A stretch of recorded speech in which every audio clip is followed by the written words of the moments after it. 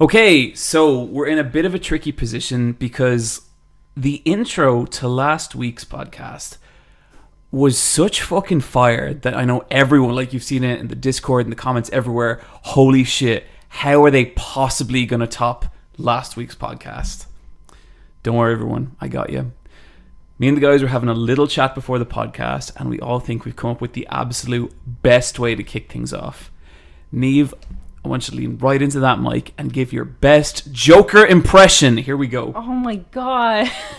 Lean into the microphone, please. Come on, you knew it was coming. We all talked about it. It's okay to let people behind the We didn't at all. I'm passing it over to Bryan. No, Catch that you can't do that. ball. No, Okay, he wears clown makeup. He thinks crime is a joke. Go. Bryan, get her warmed up with like a Joker line. Yeah. Okay, Yeah, give me something. He'd be like, well, I guess the most famous one is "Why So Serious," but like I another think it's, one, why are you so serious? Yeah. another one would be like, "Hey, bats," or like, "Did Give us a Bryan original. like an original Joker line that I would have made up. Yeah. Isn't crime funny? Okay, Niamh, go for it. Okay. I love to laugh, but I love crime more. Okay. John, could you just do a quick little joke? Oh, I did one on Twitter earlier. Can I use that? Yeah. I can't remember it. It was something about. Oh God, I'm tanking my own section. It was like we live in a society. Is that the one? Society's the joke. I'm just the punchline. God.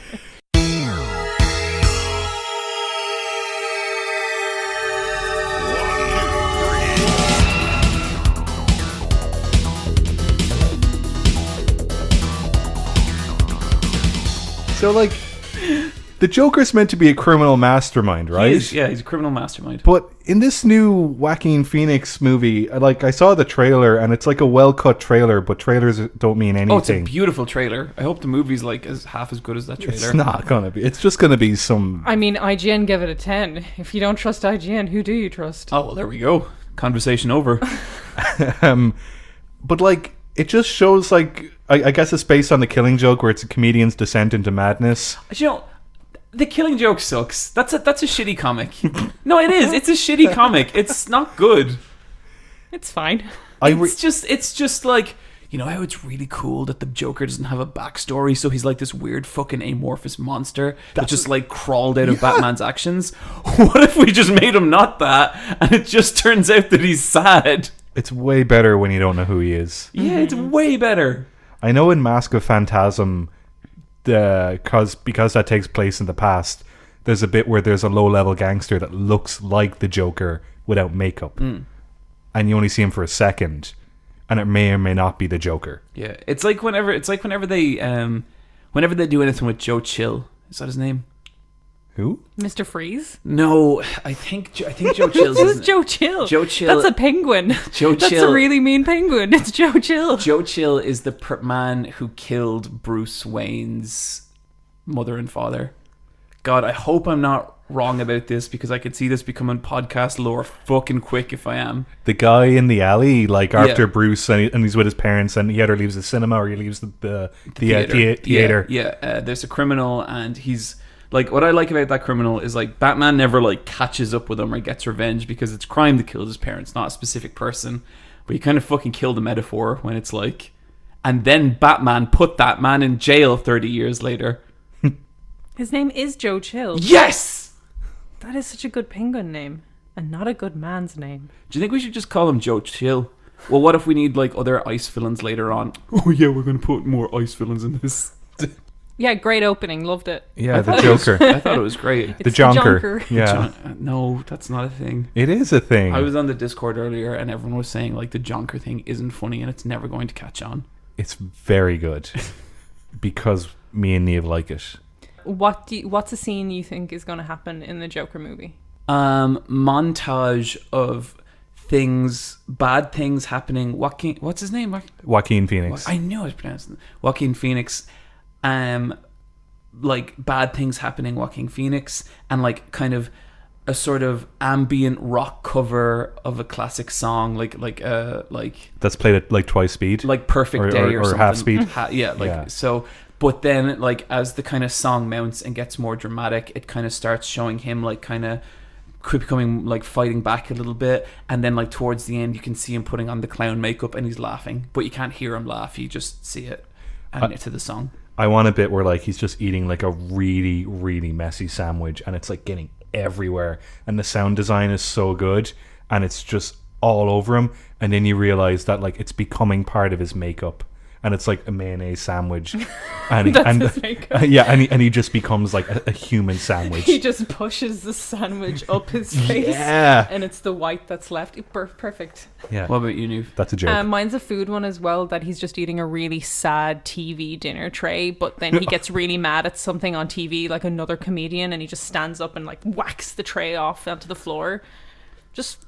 Do you know what? Good film. It'll probably. I guarantee there's going to be a bit where like he's like looking at the door and there's a bunch of bills and they all say "final due notice," and you're like, "Oh, environmental storytelling." And you're like, "Oh no, he's not paying his bills. He's gonna get kicked out of his shitty apartment." And then you hear a knock on the door. Somebody's like, "Where's the rent, Joker?" And he's like, "I'm not the Joker yet." And he's like, "I'll come back in 40 minutes then." Like, just shit like that.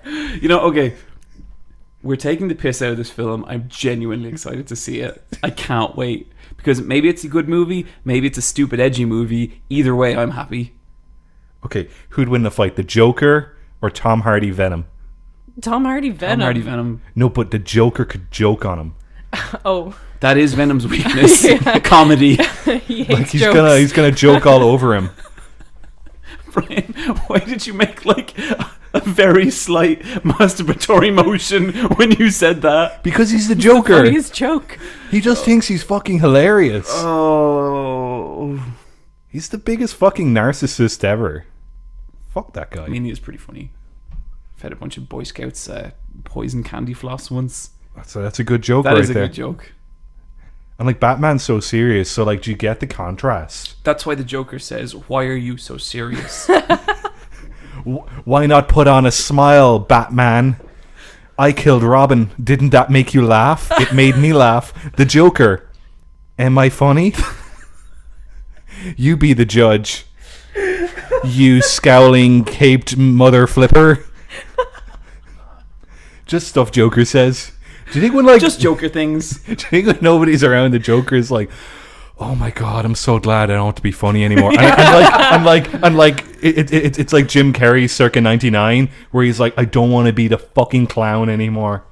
Welcome to the Let's Fight a Boss video game podcast, the world's strongest video game podcast. I am sitting here with the clown prince of crime.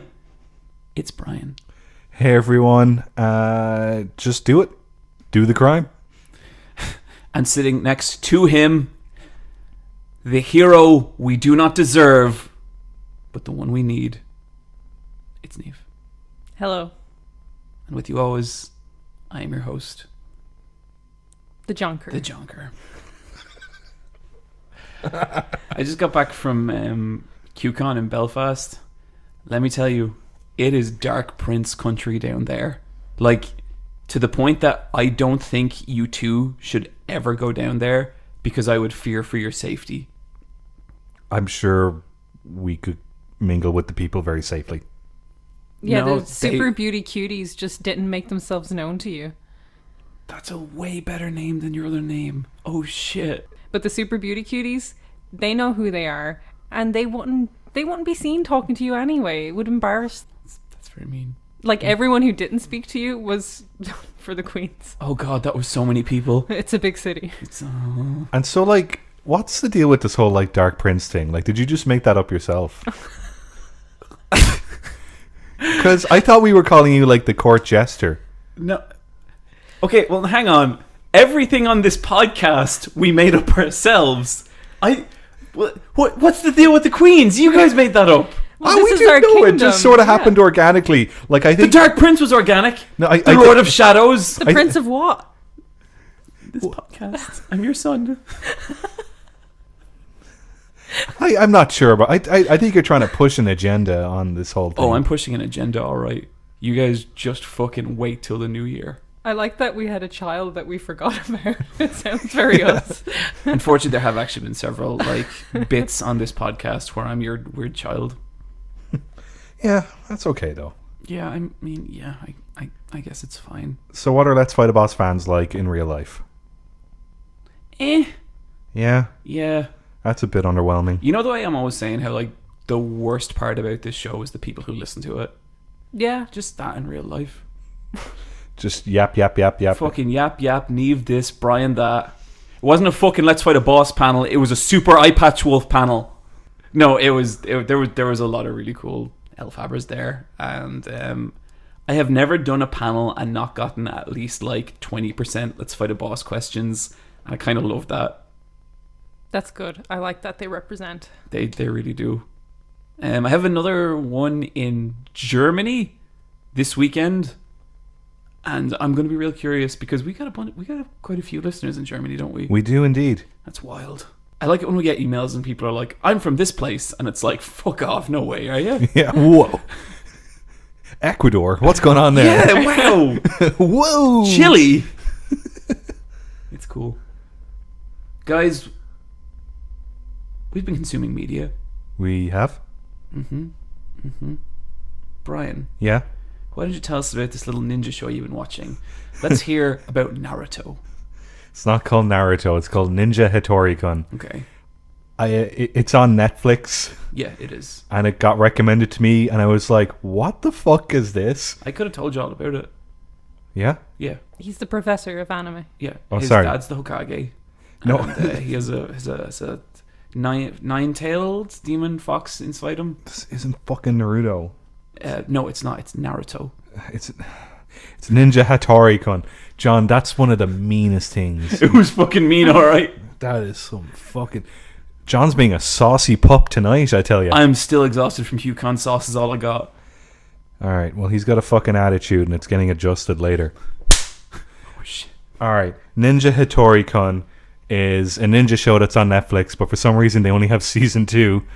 And I was like, alright, so I'll just scroll down. Let's watch episode 16. And you're watching it, and it's in English. And you're like, oh, okay, I'll just watch it in Japanese. There is no Japanese dub. There's only an English dub.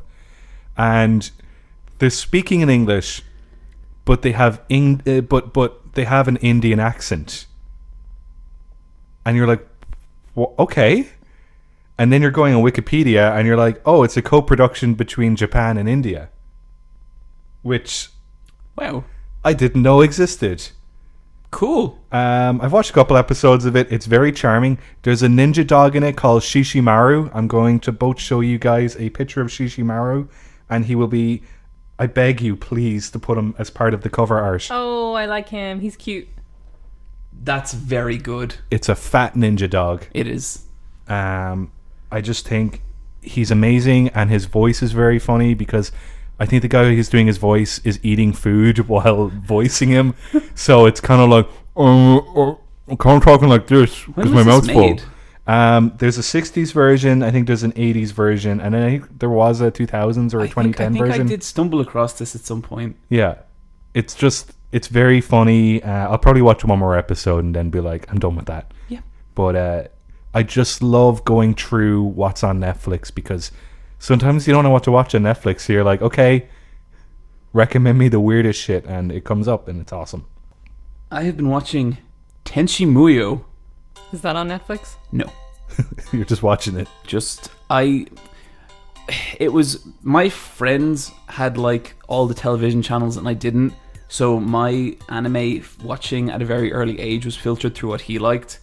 And I always wanted to watch Tenchi Muyo, but he never did. And so it was like this weird, mysterious program that I'd only be able to watch on holidays.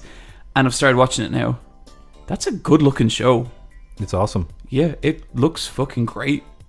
It's an OVA, not a series, isn't it? It's a 14 episode, yeah, kind of like each episode's 30 minutes long as opposed to 22 minutes. Yeah.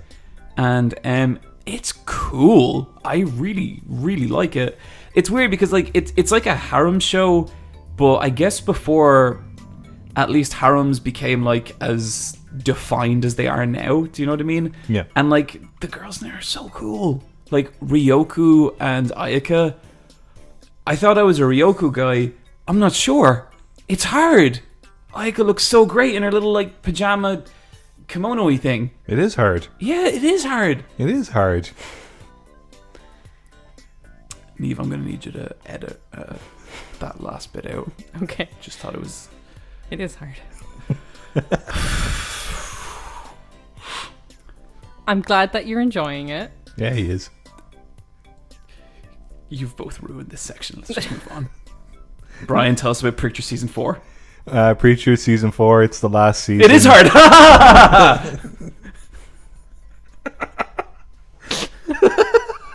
That was nicely done. Oh. Preacher Season 4, it's the last season. It's fucking weird. I'm really enjoying it. At this point, it's just a live action cartoon, and I'm okay with that. Yeah. Twice someone has jumped off a mountain and their suit is actually like a squirrel hang gliding suit, so they just fly away. That's so good. And at another point, two characters were like fighting each other, and then they both drew their pistols and shot at each other, but the bullets hit each other and landed on the ground, and they both went, cool, paused for a minute, and then fought again. It's very funny. That sounds real good. I really enjoyed Preacher. Also, you know the Saint of Killers, and you know how like his whole thing is that he'll just follow you anywhere. Yeah. And like he doesn't run or anything, he just walks He's along. cowboy, it follows with a gun. Yeah. So he has to go to Australia, and the way he goes to Australia is so fucking good. He shoots a bullet in the ground and goes through the center of the earth and ends up in Australia. It's very funny. I started watching a bit of The Boys. Yeah. I probably wouldn't be into it as much as I like Preacher. No, definitely not. I feel like they definitely... I feel like Preacher really has the feel of Preacher. And like Preacher's, it's, you know, the TV show and the comic, they're both their own thing in some weird ways. But The Boys, to me, it just feels a little too compromised from the comic. And like, I get it, because there's shit in that comic you cannot do. But I think I miss the edge. I miss that just like pitch black cynical edge of the comic. Yeah. There is some awful stuff in that comic, and they won't dare touch it for television. Maybe that's for the best. Yeah. I don't know, but yeah. But it's still enjoyable. I'm still having an okay time with it. Yeah. It definitely improves by the end. I like the ending of the season. I also started reading Shintaro Kago's Love Gun. Okay. Bryan, I bought you a copy of this a while ago. Oh, you did? Yeah.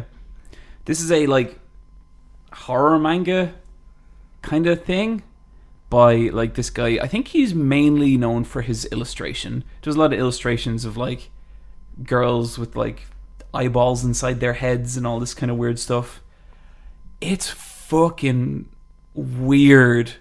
Did you get to the story in the middle where it's a Southeast Asian ghost where it's a floating woman's head with the organs hanging? I can't remember what they're called, but they're like a very popular folklore ghost. Yeah, I did get to that story. I think that's my favorite story. That was fucking brilliant. Yeah. This is a really messed up kind of body horror. Like, it's not even really scary, but it's like, it's just very disturbing. Yeah. Yeah. I don't want to describe a lot of the things that happen in that manga, but if you feel like you're maxing out on Junji Ito and you want to pull back the actual horror and ramp up the body horror, I guess go for this. It's awful. Like, it'll ruin your day, but it is what it is. Niamh, why don't you tell us about Manhunter Season 2. Good season. Liked it as much as I liked Season 1. I think the issue with Manhunter is... Mindhunter, sorry. I was thinking Manhunt. Mindhunter is, if you know the cases involved, you kind of know where things are going to go. So about halfway through the season, it was very obvious they're doing the Atlanta child murder case. And if you know anything about that case kind of ends up with, like, did they convict someone just to close it kind of thing? So you kind of know where it goes and it kind of fizzles out. And that's kind of just that's just an issue, I guess, with the material. It's like in season 1, they teased BTK. And throughout season 2, they also tease BTK. And it's kind of, will they do BTK in season 3? But if you know anything about that killer... Niamh, let's just say there's some fucking morons listening to this podcast. Who doesn't know who BTK is? Yeah, some fucking right dumb out there. Okay, he was like an active killer in the late 70s, early 80s, throughout the 80s as well. They never caught him until 2004 because he decided to become active again and write letters to the police like a dummy. But they caught him, thankfully. Niamh, you're going to need to go back to the start of your section and spoiler warning. Oh, spoiler warning. These are all real things. Like spoiler warnings for murders that happened many decades ago. So, like, it's kind of like they keep teasing BTK, and I wonder what the crossover of people who actually watch Mindhunter who don't know these murders. Like, I'd say a lot of people. There needs to be a pretty big Venn diagram of people who listen to true crime or know about true crime and watch this specifically, because it's about the development of forensic science. And doing psychological profiles to catch serial killers. Yeah, everyone watches Mindhunter though. Like, it's got such a massive audience. My hairdresser talks to me about Mindhunter, and they probably won't know who BTK is. I don't know that Jade would. Yeah, maybe that's it. And maybe that's a little bit where, for me, it gets a little bit disappointing, because it's like, man, they keep teasing this guy, but I know it's not going to really go anywhere, at least in this time frame. Maybe they'll do a flash forward in the last season or something. The interpersonal stuff is good. So it's about basically 3 people, Bill, Holden, and Wendy Carr, who's amazing.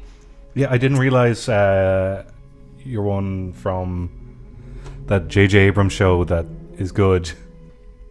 I can't remember Bryan, the name. what's wrong? Are you okay? It's the one where it's like not X-Files. Fringe, yeah. And she's also in Heavenly Sword. She's the voice and motion capture for... Oh, no way. Yeah. I can't remember her name. Their interpersonal stories are interesting. Holden kind of takes a back seat for this one, and that's kind of fine. But Bill's story is good. So Bill is this kind of like old... by the books and knows how to like play the scene, you know, drinking whiskey with the guys, make sure they get the funding kind of guy. So he's really kind of black and white, but he has a 12-year-old adopted son who becomes involved in a murder. And it's just weird to have this kind of real black and white guy suddenly try and look for nuance in this kind of place where it does seem black and white. Yeah. And his story is interesting, and Wendy's story is interesting as well. It's more about her personal life, but also that becomes about her public life. Again, it's set in the 70s. Wendy Carr is a lesbian, and she uses the fact that she's gay to kind of get a killer to open up with her. And they were like, it's interesting that you threw in that story about being a dyke in there to, like, you know, butter them up. And she just kind of realizes all of a sudden that this is on tape, on file, and she kind of has to deny it and be like, yeah, it was totally like... She has to just really play the straight woman to this and just have all these people be really homophobic around her. So it does a good job with dealing with the time period as well as the development of the science. And I think that, to me, was more interesting than the actual journey of them trying to catch the killers, because I know the outcome of a lot of those. Yeah. So Mindhunter is still really good. The production values are great. Everyone looks amazing. And the Atlanta child murder case is really interesting. I really dropped a podcast a while ago called Monster, and it was specifically about Zodiac, but they did one about Atlanta child murders. And it kind of talks about the kind of nuance, did he or didn't he do it there. It's kind of a bit of a rambly podcast, but it also really kind of fills in those kind of questions. So if you've watched Mindhunter and you kind of want it a bit more, then the Monster podcast is really good for that. Cool. Bryan. Yeah. Why don't you tell us about... Oh, God. I nearly asked him about a game because I was on the wrong section. That would have been a fucking disaster. We cannot talk about we games. would have had to start all over again. We cannot talk about games on this not. podcast That's not what at this all. Is about. Never. Tell us about the Righteous Gemstones. This is a new HBO comedy from Danny McBride and the team that made Eastbound and Down. Oh, this is about the faith healers. Yeah.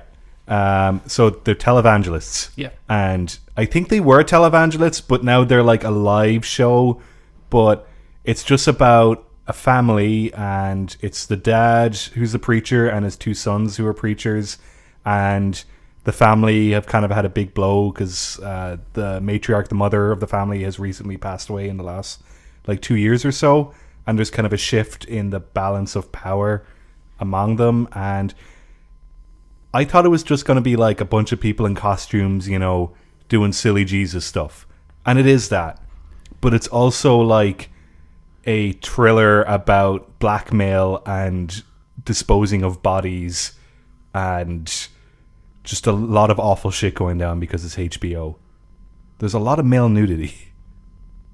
The worst kind. And there's a lot of repressed homosexuality as well. And that's going to be an interesting one to unfold as the story progresses. Because one of the sons has he's got his family unit, and he has his wife who just kind of does whatever he says. And then he's got 3 sons, but it's kind of all 3 of his sons in a way kind of won't listen to him, and one kind of ran away to Hollywood. And then the middle son is clearly gay, but is struggling with it. And then the smallest son is just kind of I don't know. He's just a background character, I guess. But then the other kind of healer, the other brother who's played by one of the guys from Workaholics, he's just a giant boy who just lives in and they all live in these mansions in Southern Carolina, and they set up that all these mansions are beside each other, and there's gun ranges outside their mansions, and you need golf carts to get to each other's houses, and it sounds like a weird world. There's a lot of CGI for the set design because of how how big the scale is of the world they live in, but it's just very funny about just weird healers. There's a guy in it, I think it's in episode 3, played by Walton Goggins, who was in Vice Principals, but he's playing a guy called Uncle Baby Billy, and I think it's implied that he was a child preacher, but now he's an old man and he's still got it, and he's running a church in a shopping mall. I'd love to run a church in a shopping mall. And then there's other churches, that are more traditional churches, and it's about it's basically a big company versus the little guy. Do you guys think you'd like to run a religion? No. Really? No. I'd like to. You run a YouTube channel. Well, that's the thing. Switch out fucking Naruto for Jesus, and we're home. Yeah, pretty much. Yeah, right. Preaching to an audience. Just preaching to an audience. Sounds like you're having fun with this one, Bryan. It's a very funny show. It's ridiculous. Yeah. And I understand you have one more thing you want to talk about. Yes. Bryan has been doing Gur impressions from Vader Zim for the whole week. I'd say I've been doing Gur impressions for the better part of 2 decades now. Okay. Invader Zim is back, and you know what? It never left in my heart. What's your guys' connection to Invader Zim? I was 13 and I watched it on Saturday mornings, and I loved it. I've never seen any of it. Yeah, I fucking loved it so much. It's just I think for me it was the first cartoon where I was whoa, art direction and staging and visual language. It was a little Ren and Stimpy in that I'd watch it and I'd be I feel kind of unsafe. Yeah, it's a very dark and twisted show. Yeah. This is the Netflix kind of direct to Netflix movie. It's almost an hour and a half long, but it kind of picks up where Invader Zim left off, and they explain where Dib and Zim have been the last couple months, because I think only a couple months have passed in their world. Cool. And it's very funny, and the humor translates very smoothly into 2019.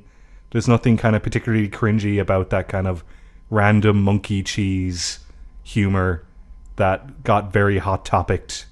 Yeah, it did. That just became unbearable all of a sudden. But I think I was going to watch this movie, and then I read an interview with Jonah Vasquez, and I was yeah, nah. Yeah. No, it's very good, and they use the comedic characters very well, and all their lines are very good. There's a couple of random objects, but then they end up getting reused later on in the storyline, so I guess they weren't random objects all along.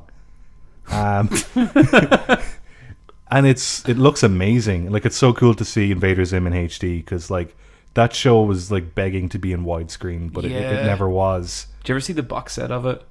Oh yeah, and it's done like Zim's Invader house. Zim's house, and the roof opens up, and yeah, it's so cool. Yeah. No, I very much enjoyed this, and I'm glad it exists, and I'm glad it wasn't awful.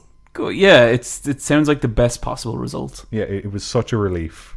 Do you know what else is a relief? What? Strategy talk.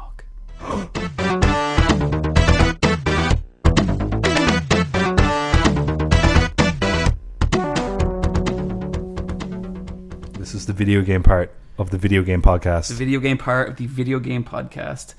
Let's kick things off with some Fire Emblem discussion. Yay. Yay. Okay, just real quick, I beat Fire Emblem. Okay. I picked the Black Eagles route, which is apparently very, very short, like way shorter than the other two routes. Really? Yeah, like for Black Eagles, it's only like 6 or 7 kind of chapter missions. Huh. But for the other ones, it's like, 13, 14. Wow. But I've put so many hours in. I know, right? I very much enjoyed it. I don't want to spoil anything, but all the political, social, and religious decisions that were made at the end of that game aligned to my liking. And so, video games are political. It's Fire Emblem. They get it. I do think they should take the politics out of video games. Then Fire Emblem wouldn't be fun. Good. What I want is just a sea of vanilla. That's what I like. Just safety. Yeah, I really like the ending, and they do that thing where they kind of tell you about the characters. Like, this is in the previous Fire Emblem game. I like that. That's cute. It was a very, very cute ending, and it's going to be all right, and it was better than the ending of Game of Thrones.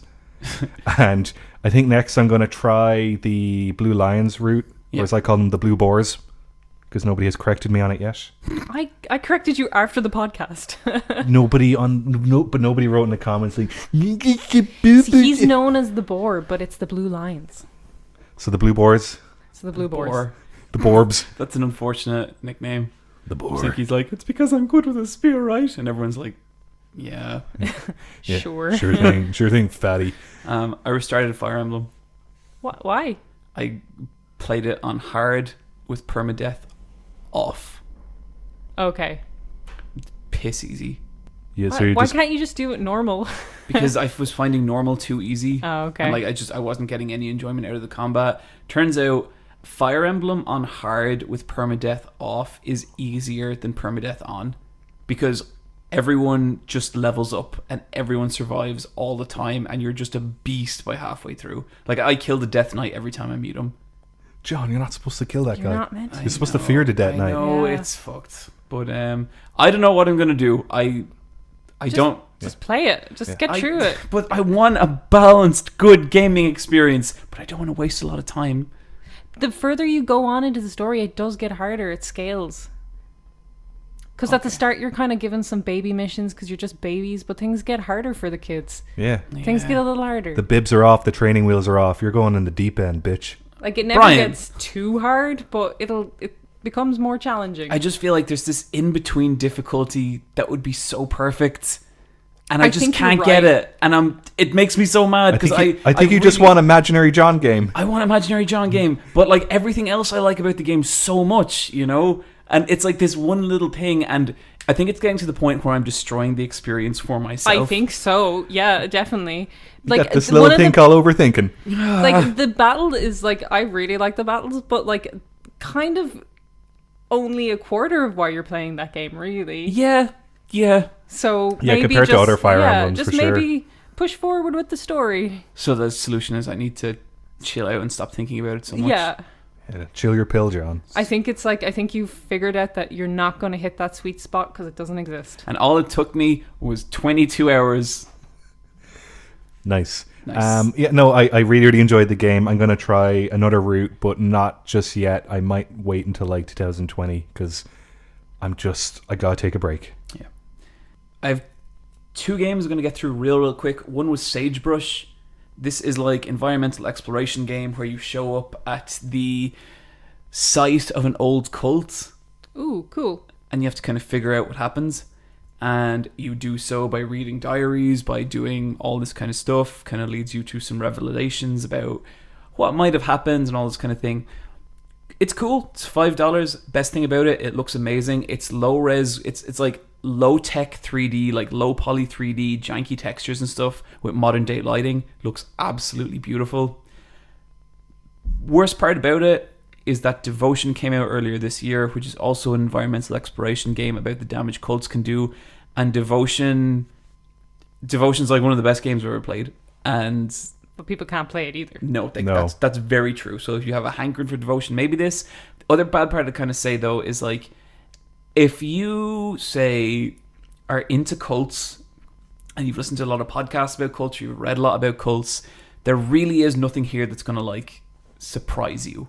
All cults are kind of the same. Yeah. It's just all power. Yeah, and it's like it does go some cool directions, but it felt like a game that maybe would be and like I kind of hate saying this because I feel like it's really mean. And I know one guy worked on this and he did a good job. I've never made a game. I'm a fucking idiot, but it feels like a game that would have been like amazing in 2012 Before people started listening to podcasts as before much. people started making these kind of games. Yeah. And yes, before they it's cool. Also started playing Anodyne 2.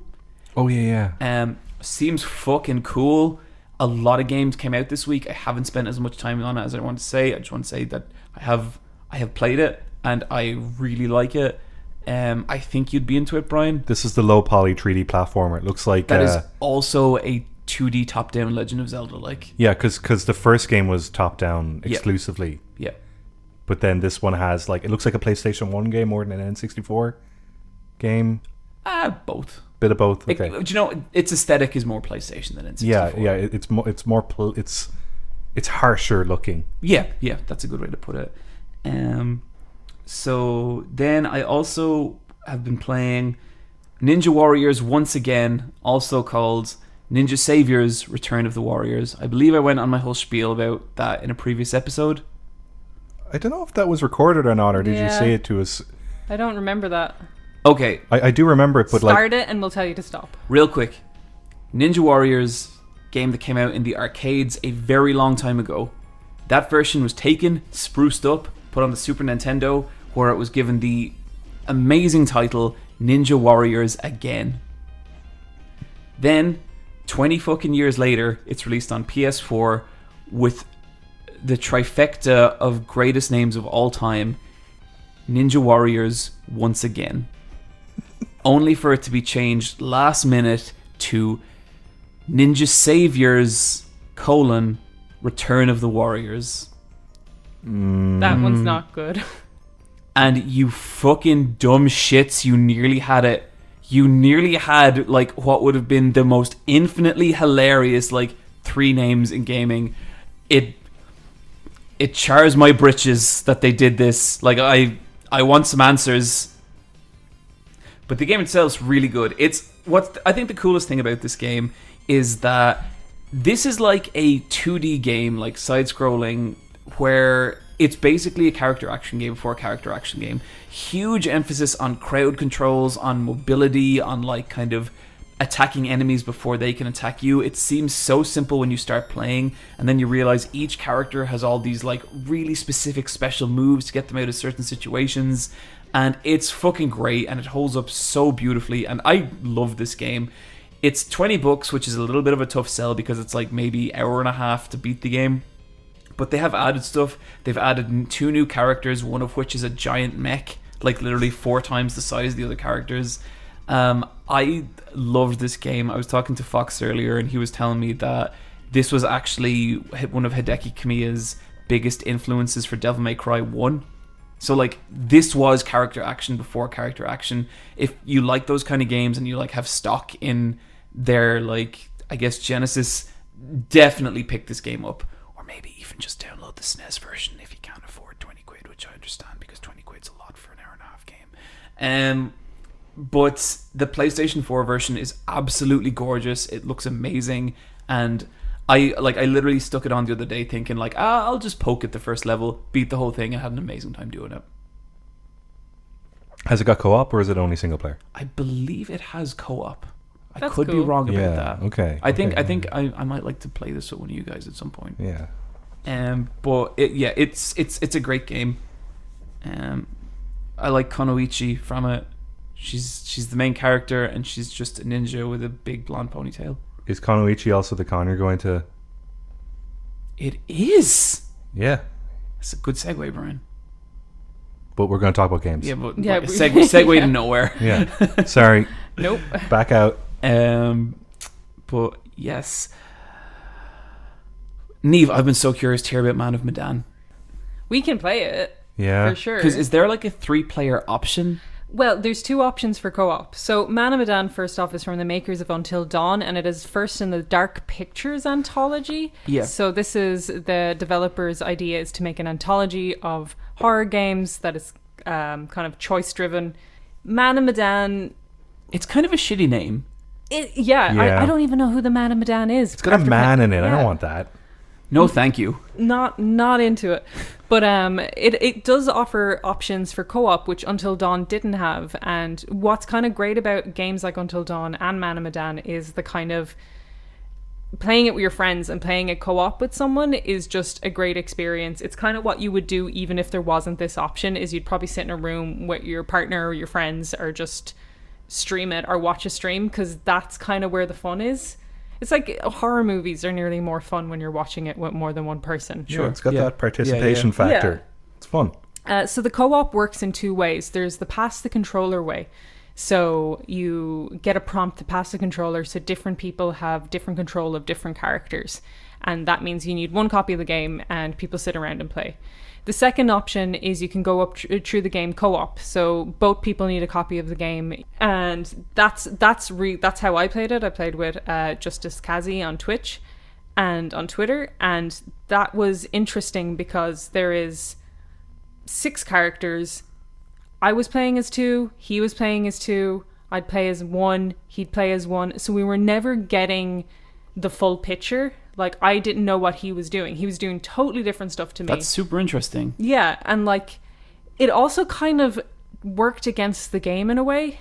So, Because, like, I'm guessing it wasn't designed to be played like. my character, I'm playing as a guy called Alex, and he's hallucinating that a monster is in front of him. And I say hallucinating because I knew who was in front of him was Kazuma's character. Because Kazuma was just like, no, I'm looking at Alex. And I was like, no, Alex is looking at a monster. And I was like, well, don't stab me because it's me, you know? So we could tell each other what we were seeing. So And you wouldn't know that if you were playing it by yourself. if you were playing it by yourself, Yeah. you would just think it was a monster, and you'd give the option to run away or attack it. And if you attack it, you're stabbing your friend. But because we were playing together, I was just like, what are you seeing? And they were like, a monster. And I was So like, they "It's just not guided there." you through that part. Yeah, so I think there's something kind of interesting about that. it was, and like, but it kind of meant by the end of our playthrough together, none of our characters died. Oh, that's bad. Yeah, so when it hit the end of the game, which is only 3 hours for €30, I mean, like, I'm okay with that if it's a great 3 hours. it wasn't. That's the thing. It wasn't a great 3 hours. You kind of kept waiting. Like, there was a moment in Until Dawn. Until Dawn is really fun, and I think a lot of the reason. Apologies. Sorry. John has a phone, everyone. A lot of the reason why Until Dawn is kind of fun is it kind of leans into horror tropes. There's a load of different characters. Loads of them are brats. You know, you're rooting for some of them. You kind of want other ones to die. In this cast of Man of Medan, it's 6 people. It's 2 sets of siblings. So they're never going to want their sibling to die. And then the other relationship is a couple who are getting married. So they don't want each other to die. And then the other person is just the captain of the ship, has no relationship to anyone involved. So they don't really care about her, and she doesn't really care about them. So the interpersonal drama isn't really there. There was one character played by Bobby Iceman in the X-Men movies. Yeah. He must be much older now. But he's kind of the person they're putting on the front of the box. And his character, Conrad, is kind of a dickhead. Like, he's just a sleazebag. So he's kind of like where the tension comes from. But he's also not so much of a sleazebag that his sister's going to turn on him, and her, you know, the man she's going to marry is going to turn on him either, you know? He's just kind of a dick. So it kind of, there was never any reason to, say, abandon someone. Like, no narrative reason. And I never felt any of the choices I was making made me want to prioritize someone's life over another's. Yeah. And I also felt the options I had to make were very obvious in how to keep them alive. I'll just give an example from the start. You go scuba diving and you're on the way up and you see an explosion. And your boyfriend says to you, we need to depressurize our suits before we go up there. And she's just like, no, my brother's up there. So you have an option to depressurize or go to the top. You're obviously going to depressurize, because if you just go to the top, you'll die. So if I picked go to the top, that's where she would have died. But I didn't, because that's obvious. So I depressurized. Yeah, because there was bits in like Until Dawn where it was like, do you run away or get the elevator? But when you get the elevator crashes and you die. Yeah. So like, it's not the one you think. Yeah, it's stuff like with Until Dawn, it wasn't so obvious. With this, it was just like, run into death or not. And I was just like, well, I guess I want them to live. So everyone survived. So is it kind of a spoilery question to ask? Like, what's the spooky thing here? It's a ghost ship. I like ghost ships. Yeah. Yeah, ghost ships are interesting. I prefer when they're in space, though. It would be interesting to see what it would be like playing it with the pass the controller mode, because we'll only be able to see it from the one perspective, but it's still co-op. Do you have any designs on this game, Bryan? Do you think you'll play it? As long as I don't have to pay for it. I don't know. Well, yeah, like 30 quid for a 3-hour game is a bit mad. could be fun to do something. It could be very fun. Yeah. I think it's something we should play together for sure. Yeah. Okay. Let's do it. But yeah, for €30, if someone really wants to play this, I'm disappointed, because I'd love if you told me that they came back and they just fucking knocked it out of the park with this. Until Dawn was such a better game. Like, it really was. It hit the right tone. This isn't campy. It isn't that cheesy. It has jump scares. None of them got me. But Until Dawn had those moments. Also, loads of texture pop-ins that kind of really killed the atmosphere in a lot of cases. Sure. So this game's got jank. Yeah, they tease the second one in the Dark Pictures anthology at the end, and it flashes to a sign, and it's a little town called Little Hope, and it seems to be a cult in a small village. I'd like them to maybe like get a little more out there. I think they're gonna stick as tropey as tropey. Because like if this is like a group of young adults arrive to a culty town, that's kind of, come on guys, like let's shake it. Like fucking, what about a family who have to babysit a hotel for the winter? They could do that. I'm just saying that'd be really cool. I think, Yeah, good location. Yeah, but that's disappointing to hear, Niamh. Yeah, I was a little. Yeah. Bryan, Yeah. you played Gris. Yeah, just real quick. I played it. It's very, very good. Niamh did a half dab. Yeah. Just there when she said yeah. Thanks. It's a very good 3.5 hours. I got it on sale for like a tenner. It's a wonderful price for a wonderful game. I like it, and that's that. Sounds like the number 4 game of the year. Yeah. Was it our number 4? I think that's what. Oh, you No. kept it in there so. It's No, 4 was Yakuza. I think it was number 7 or something like that. Oh, that's, It's a very good game. I really liked it, and it was just super chill. And you just play it, and it all happens organically. And I'm sure there's collectibles, but I wasn't really looking for them. And the game just kind of tells you where to go, and then you get an ending, and you're like, nice. It was our number 8 game of the year. oh, I thought it snuck in much higher than that. No, that was Deus Ex, another Niamh game. Oh God. Deus Ex wasn't last year. No, it was No, the year it was the before. before that. And we I think completely it just scarred me so much. Yeah, I didn't even want that to get through. I was Yeah. like, okay. I know it was an accident. Okay. This year we will scrutinize every game. Oh, I make a separate list when we get to top 15. Yeah. So nothing Okay. can squeeze. Man, I'm looking at the games that came out this year and the games that are going to come out. This is going to be a weird year for Game of the Year. Suddenly, like, all the games are coming out, and it's awesome. Yeah. Mm-hmm. A lot of cool games. Speaking of which, did either of you play Astral Chain? No, not No, yet. not yet. Mine's in the snail mail. Yeah. I won't play mine until probably November. So I think I'm about maybe 4 or 5 hours in. Oh, how you feeling? I think this game's fucking cool. That's good. Really, really cool. Very different from the kind of game I was expecting. Initially, I was a bit disappointed. Number one, it's 30 frames per second, not 60 frames per second. 30 frames per second, not great for a character action game. Like, that's the kind of thing where every frame matters, and it really does have like a feeling on like how the combat plays, you know. Second of all, the combat is much slower, so I was like, I was kind of expecting some platinum silky smoothness out of this. You know, I was expecting like something Bayonetta-y or, you know, Nier Automata, just something that feels really nice. And you don't really have that. The characters are stiffer and slower. And I was a bit disappointed in like when I first got my hands on it. But I was a fool. Because this game is doing something really different that I don't think I've ever seen executed this well. And that's the idea of controlling two characters at once in like a combat setting. The big gimmick with Astral Chain is that you have a stand. You have a JoJo's ass fucking stand. And how you control them is nearly as important as how you control the main character. A lot of your moves with the main character are going to be defensive, while the stand is like your offense. And you hit ZL on the Switch to kind of take control of the stand and move him around. There's a chain connecting the two of you. The amount of cool, interesting gameplay mechanics that result just from this chain. If you can wrap the chain around enemies, you like hold them in place and paralyze them for a couple of seconds.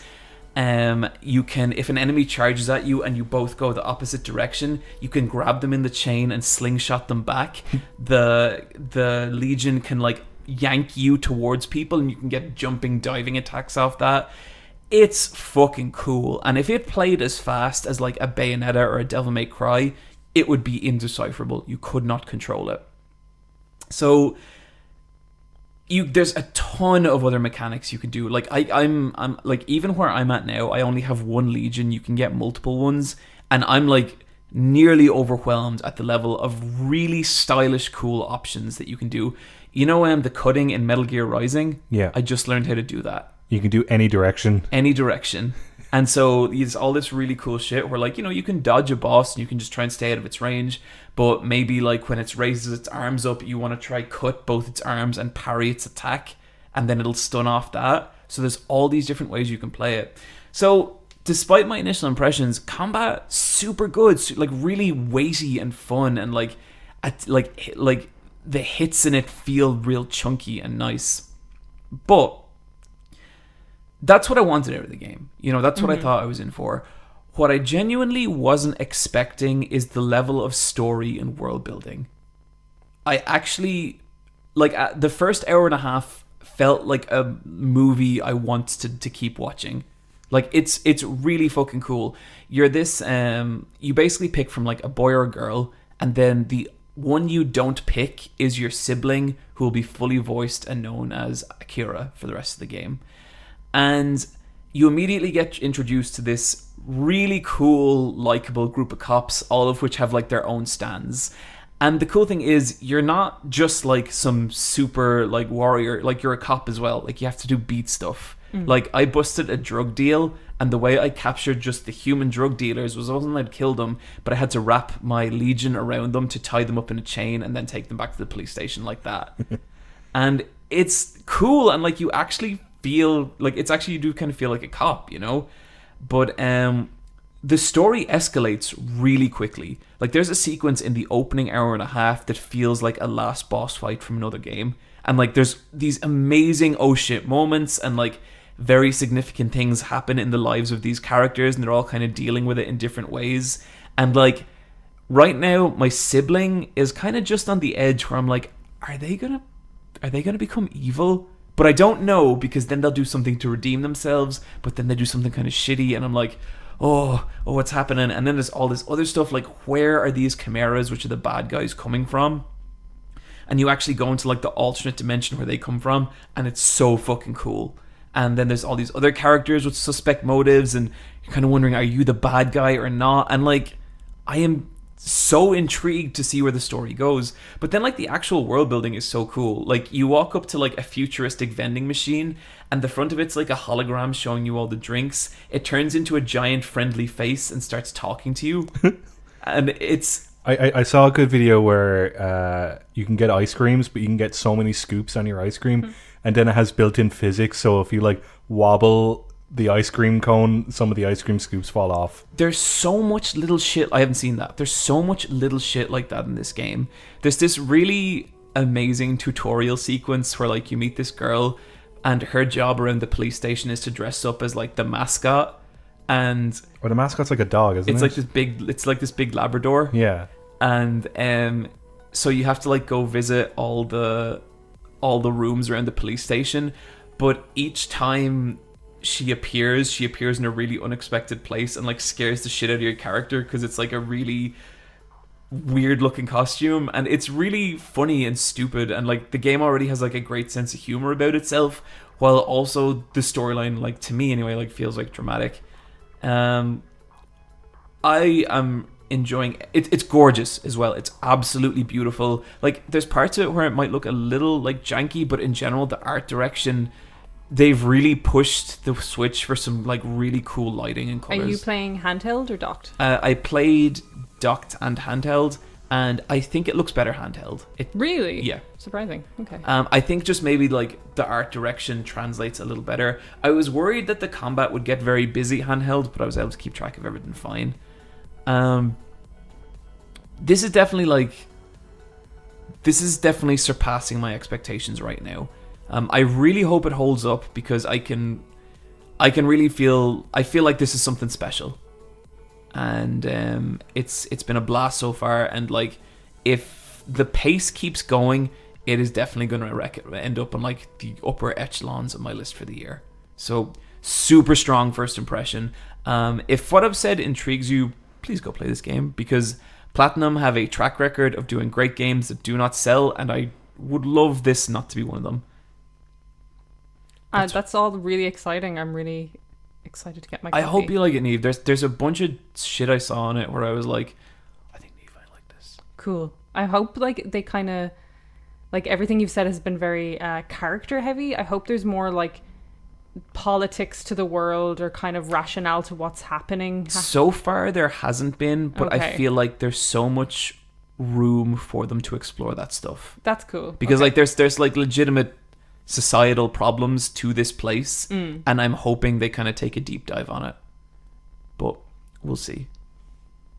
It's weird, yeah. There's parts of it that are kind of weird. Like you are like your legions are literally trapped creatures. Yeah, like what does that mean? Yeah, it's kind of fucking weird. Yeah. But I have a feeling that will be explored. Cool. Okay. Interesting.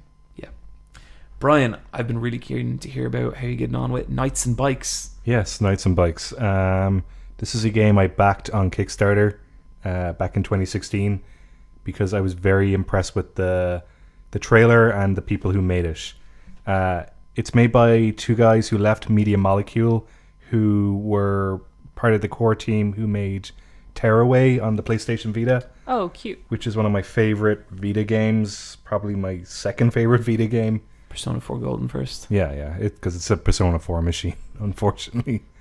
Hey, Dragon's Crown was Dragon's Crown conceptually interesting. It's a good game. An Odin Sphere. Hey, the Vita's okay. This is so the two guys from Media Molecule left because all they do is Little Big Planet games. Although they made Dreams. Dreams looks cool. Yeah, there's a cool community building up around Dreams. Yeah. See that kaiju game someone made in it? Yeah. What the fuck? Fucking Dreams. These guys are called Foam Sword, and they made a game called Knights and Bikes. And what kind of got me interested in this game is the art direction and look of it, where it looks like a cool children's picture book. Like, you know how there's children's illustration, but then there's like, you know, children's illustration where you're in art college and you're like, oh my god, like the color choices, and like these are bad drawings, but they're actually not bad drawings.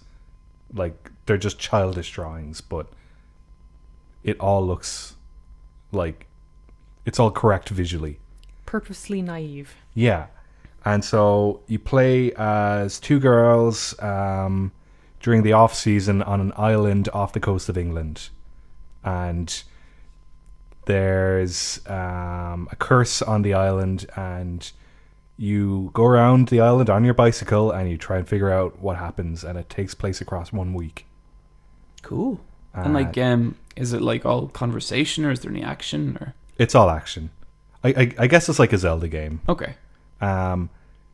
There's a mixture of like, the sound design's probably the weakest part of the game, because one guy did all the visuals, one guy did all the programming, and then they kind of freelanced out the music and sound design. Right. So some of it, I don't know, like, you know the way Yoshi's Island is cool and all, but like you're either a fan of the baby crying or you can't stand it. Yeah. Yep. So in Knights and Bikes, it has that same thing where they're two little girls, or I guess they're two, like, you know, like they're about like 10 or 11, but when they run around, they make car noises because they're going really, really fast. So I don't mind that, but I could understand people being like, They sound do like, it every time you run. yeah, so they sound like annoying kids, but they're meant to be annoying kids because they're kids. Yeah, Kids- yeah, I kids get are you. annoying. Like, they are actually super believable as children. It's done really well. Cool. And it's kind of got, like, I guess it's a mixture of like top-down Zelda meets Mother, because there's some really sad bits. Like, you go to a graveyard and it's not a good time, and one of the girls has ran away and she's ended up on this island and she won't explain why she's there. The other girl, her and her dad used to run a caravan club and a pitch and putt company, but it's the idea that this island doesn't get like as many tourists as it used to, so they're gonna have to shut it down. And I guess it's kind of like the Goonies a bit, where like if they don't find this treasure, then a big corporation is gonna own all the stuff. Yeah. And so they're kind of running against the clock to kind of try and save the island and save the community.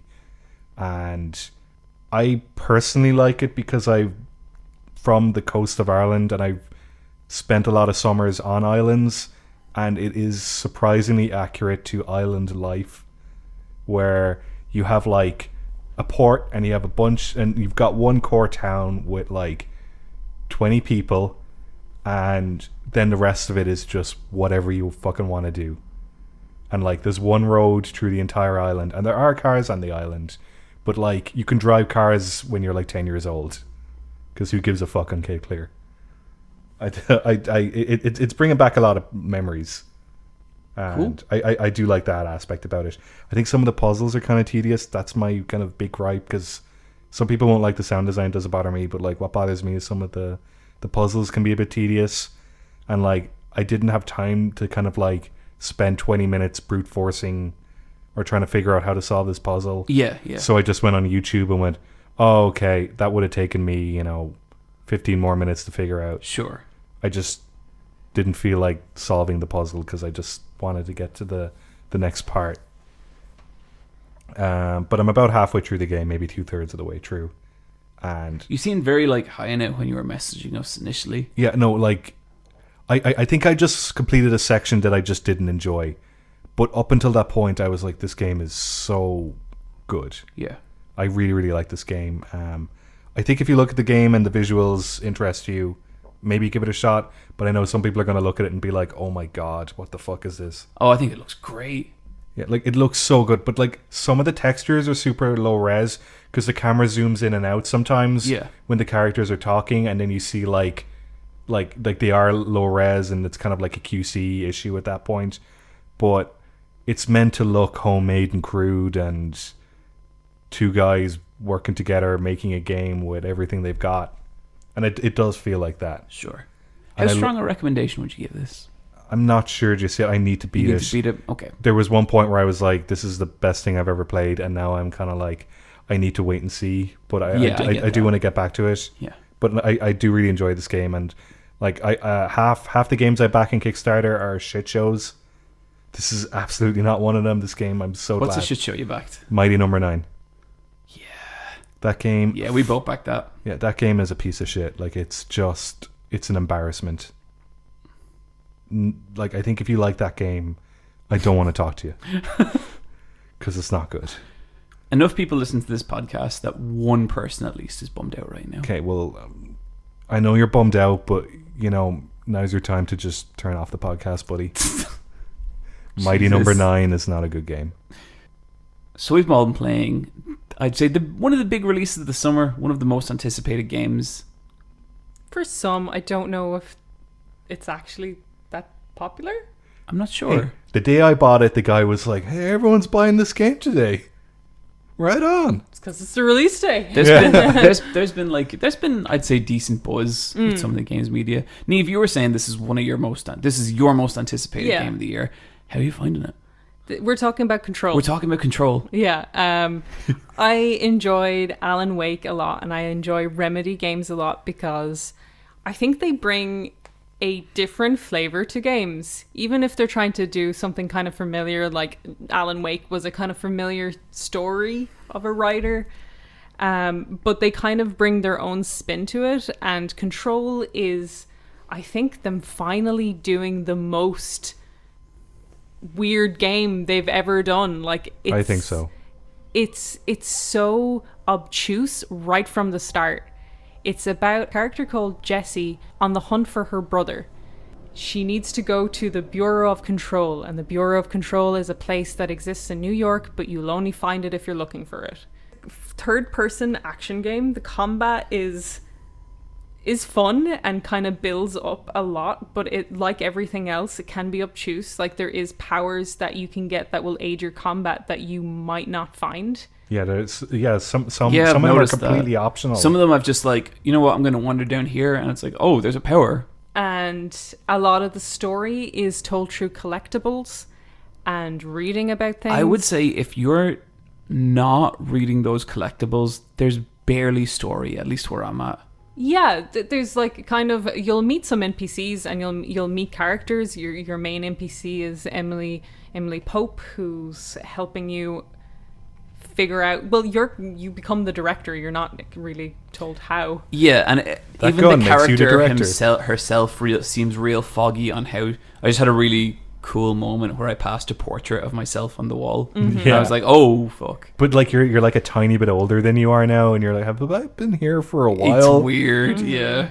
It's all in one location, and I really like games where it's all in one location. It kind of reminds me of Resident Evil 2, because you get very acquainted with the place, and the place is a labyrinth. Like, it is hard to navigate at the start, but the more and more time you spend in it, the kind of more you get used to its twists and turns, and the more you kind of know where things are and where you need to go.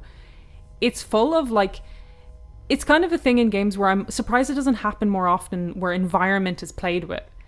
The only games I can really think of where they kind of twist and break the environment is like The Evil Within 2 and maybe Layers of Fear, where you turn around and suddenly everything's different. And they have a thing in Control called the Rule of 3, where you'll go to an edge, and if you walk off, you're dead. It won't tell you to pull the light switch 3 times, but if you read the sign next to the light switch, it says the Rule of 3 applies. Pull that light switch 3 times, suddenly you're in a new place. And I really love that. I love how... Is this the bit with the hotel? Yeah, the Yeah. motel. Yeah. You go back to that hotel a few times, and in the hotel they do match puzzles. And I think my favorite thing about the game is the puzzles by far. So you go to the hotel and say one of the puzzles is you go into one of the rooms and there's objects in the room and they're in a certain position. You go into the next door room and it's the exact copy, but you have to arrange the objects into the position they were, which will give you a key to unlock another door. Rule of 3 applies, you go somewhere else. It just, the environment is always shifting, always changing. The narrative isn't clear, your purpose isn't clear. You really feel like as you go through the game, not only are you uncovering the environment, you're uncovering the story and the purpose, and I really like that aspect to it a lot. How are you guys finding it? I'm enjoying it. I did have a rough hour last night when I was playing it where I was trying to do a side mission and I was not equipped for it. As in, like... I just didn't have enough of a diverse moveset to kind of take on a boss. I fought 3 bosses. 2 of them were just flying humans, but this other boss was like something out of Evangelion. That first flying human boss kicked the shit out of me Same. for ages. Yeah. The second one is another flying human. It's the same thing where like you fight them on their own for a tiny bit and then they start sending in, like goons. I've been upgrading my telekinetic like throw, and that gets real good for clearing out those goons. I love Alan Wake, and I think with Remedy they're kind of like From Software, where like they make a certain kind of game and they'll make that over and over and kind of try different things out with it. So their whole thing is, I guess, third-person shooters that aren't shooters, but are shooting and juggling something else. Yeah. Because I guess in Alan Wake, it's basically like Luigi's Mansion, where you have a torch and a gun, and you have to juggle both of them. Yeah. I didn't play the last one. That was that big episodic thing. That was their Quantum Break. Quantum Break. Yeah. And that was like it seems like this is Did a you mission. play that, Niamh? Nope. No, Yeah, I don't think a lot of people did. Yeah, it seems like this is kind of like they've scaled it back a bit, and like this is the first game Remedy have made on the PlayStation 4 as well. We'll probably get to that in a bit because there's performance stuff, but it's definitely them kind of like focusing in on something and exploring a mystery, which I like. Yeah. It feels like, imagine if Valve still made games, because like I'm getting like Half-Life 2 and Portal vibes in the fact that you're in like a big government facility and Yeah. there's shit going down, and like I really really miss those kind of games, so it's cool to kind of play something like that again. Yeah. How much you enjoying it? I really really like it when I'm enjoying it, but I just didn't enjoy it yesterday, but I want to play a bit more. Sure. Yeah. I think we kind of have like a broad spectrum here, because I'm kind of like, I'm right on the edge with it. I think there's stuff I think is really cool about it. There's a lot of stuff I don't enjoy with it. I like the weird shit, and I feel like when they nail the weird shit, it's great. Did either of you guys find the furnace? That one, Yeah, that's at the start. which one's which the furnace? The weird furnace that just Yeah. appeared, and you have to feed it. Oh yeah. Yeah. I liked that. I thought like the woman's like just the idea that she's like like I think I've discovered something really fucking weird, because there's no record of this furnace ever being installed, and it started talking to me. I like a lot of that stuff. Did you get to the bit with all the clocks? No. Did you get to the Fox bit? is so good. The clock's very good. Did you get to the bit with the guy who has to stare at a fridge, and No. like if he looks away from the fridge, it starts misbehaving, and he's like, "Guys, my shift is over. I need someone to take over because I haven't blinked in 12 hours." No, I haven't got to that bit. It's got a lot of that shit. Yeah, and stuff like that I love, you know. There's other stuff I have problems with. I just don't really enjoy the shooting that much. Although, you know, that said, I was playing for like an hour today, and I started feeling like I was clicking with it a bit better. I think maybe I'm just getting better at the game, but at the start I felt like I was just taking damage and dropping constantly. Yeah, same. Like And- you're really, really weak at the beginning. Yeah, and like I think maybe I pumped some points into health upgrades, and that helped. But I think like the feedback for getting shot never felt great, and I was just noticing that like I was just falling over dead.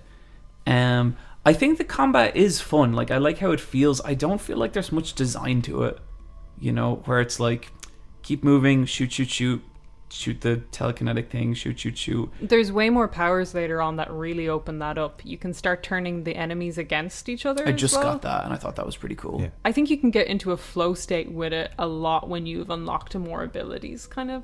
Yeah, and Would it? I'm hoping that's what happens.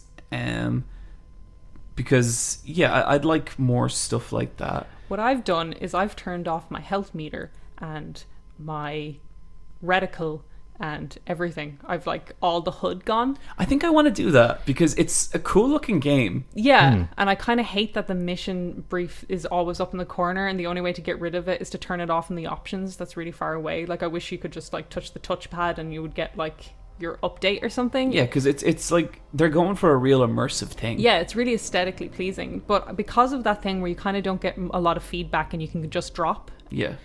the feedback you do get when your HUD is gone and everything, and you do get it anyway, but you notice it more, is the side of the screen starts to get red, and I know if I take one more hit I'll die, so I have to keep moving at that stage. Yeah. So it's kind of just made me be more on my toes and really use my powers more thoughtfully and use cover more thoughtfully, and I'm having a lot of fun with being kind of more vulnerable when I'm not looking over at my health, kind of thing. Yeah.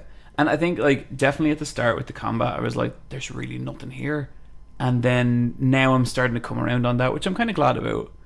I'm having a lot of fucking trouble navigating this facility, and I can't tell if it's like changing around me or what's happening, but Jesus Christ, that map is useless. Yeah. Like I have to go by the room signs and like explore it like that. That's better. I've stopped using the map. Yeah, because Also, the map doesn't load in sometimes. Yeah, that's the biggest issue with I've had with the. This game needs a patch so bad. so bad. Now I had the box thing happen to me today, Niamh. You know, where like something gets trapped around You you. get stuck in the box, yeah. that hasn't happened to me yet, but I guess like I've had the screen froze for a whole 10 seconds after I completed a mission, and I had to just sit there. Yep, that happened to me as well today. Yeah. It just I thought I'd hard crashed, but then it kicked back in. It also doesn't like suspend mode. Like if you suspend it and go back in, you're going back into a freeze, and then you kind of have to wait a bit to kind of get out of that Catch freeze. up with itself. Yeah, it's and you know, I think because the visuals for the game are so polished, a lot of the shit really stands out. This is to do with the ray tracing, because it doesn't it have? I don't think PS4 can No, do it ray doesn't, tracing. yeah. There's a PC version because I know there's a PC version with ray tracing. yeah, Apparently because it's like awesome. this is definitely developed for PC in mind for PC. Even some of the visual effects I've never seen on PS4, like just the way some of the kind of light goes through mist and stuff. Yeah, Looks cool. because I know this is the first game they've made for PlayStation, and they're familiar with Microsoft software. There is a kind of like janky launch title feel to some of it. This really feels like a PS4 launch title. Yeah. Kind of does and it doesn't. It doesn't in some of the freezes, but they couldn't have made this game at launch. Like No. it's so Visually, no, I don't think dense. they could have. And like it's a pity sometimes. Like we're all playing on Pro, but if you're playing on the S or the standard, seemingly texture pop in is really bad, which is a real pity because they fill that world with props that you can just pick up and throw, and the whole world is destructible in such a kind of fascinating way. If you're running out of stuff to launch, you just take chunks of the floor up. I like that. Yeah. It's cool stuff like that they wouldn't have been able to do, but at times it comes at a price and everything starts chugging. Yeah. I didn't realize it was a Metroidvania either, but it is, and that's really scratching an itch as well. I think that stuff's just opened up to me. Yeah, I love how you've got like a base area where you talk to Pope, and that you'll keep returning there, and sometimes you are kind of like funneled into, hey, can you do all this busy work for us? And you're like, sure, but then there are optional kind of tombs to explore. I think it's kind of the optional stuff that has me more interested. Yeah, oh, it's so much fun. Yeah, the optional stuff is cool. Like the whole clock thing is like an optional side mission. Yeah. And that's like just clocks everywhere filling the environment. It's so cool. Did you guys, Bryan, you would have, I don't know if you have, but the dark matter enemy, which is just an orb of dark matter that's sucking everything. Yeah, it looks like the Gans ball. Yeah, like data I moshing. love that. I was just like, that's such a fun enemy. Yeah, and I was glad because when I started playing and I was like, oh, this game looks so fucking weird. What am I going to fight? And it was a bunch of guys with AR-15s. I was like, huh.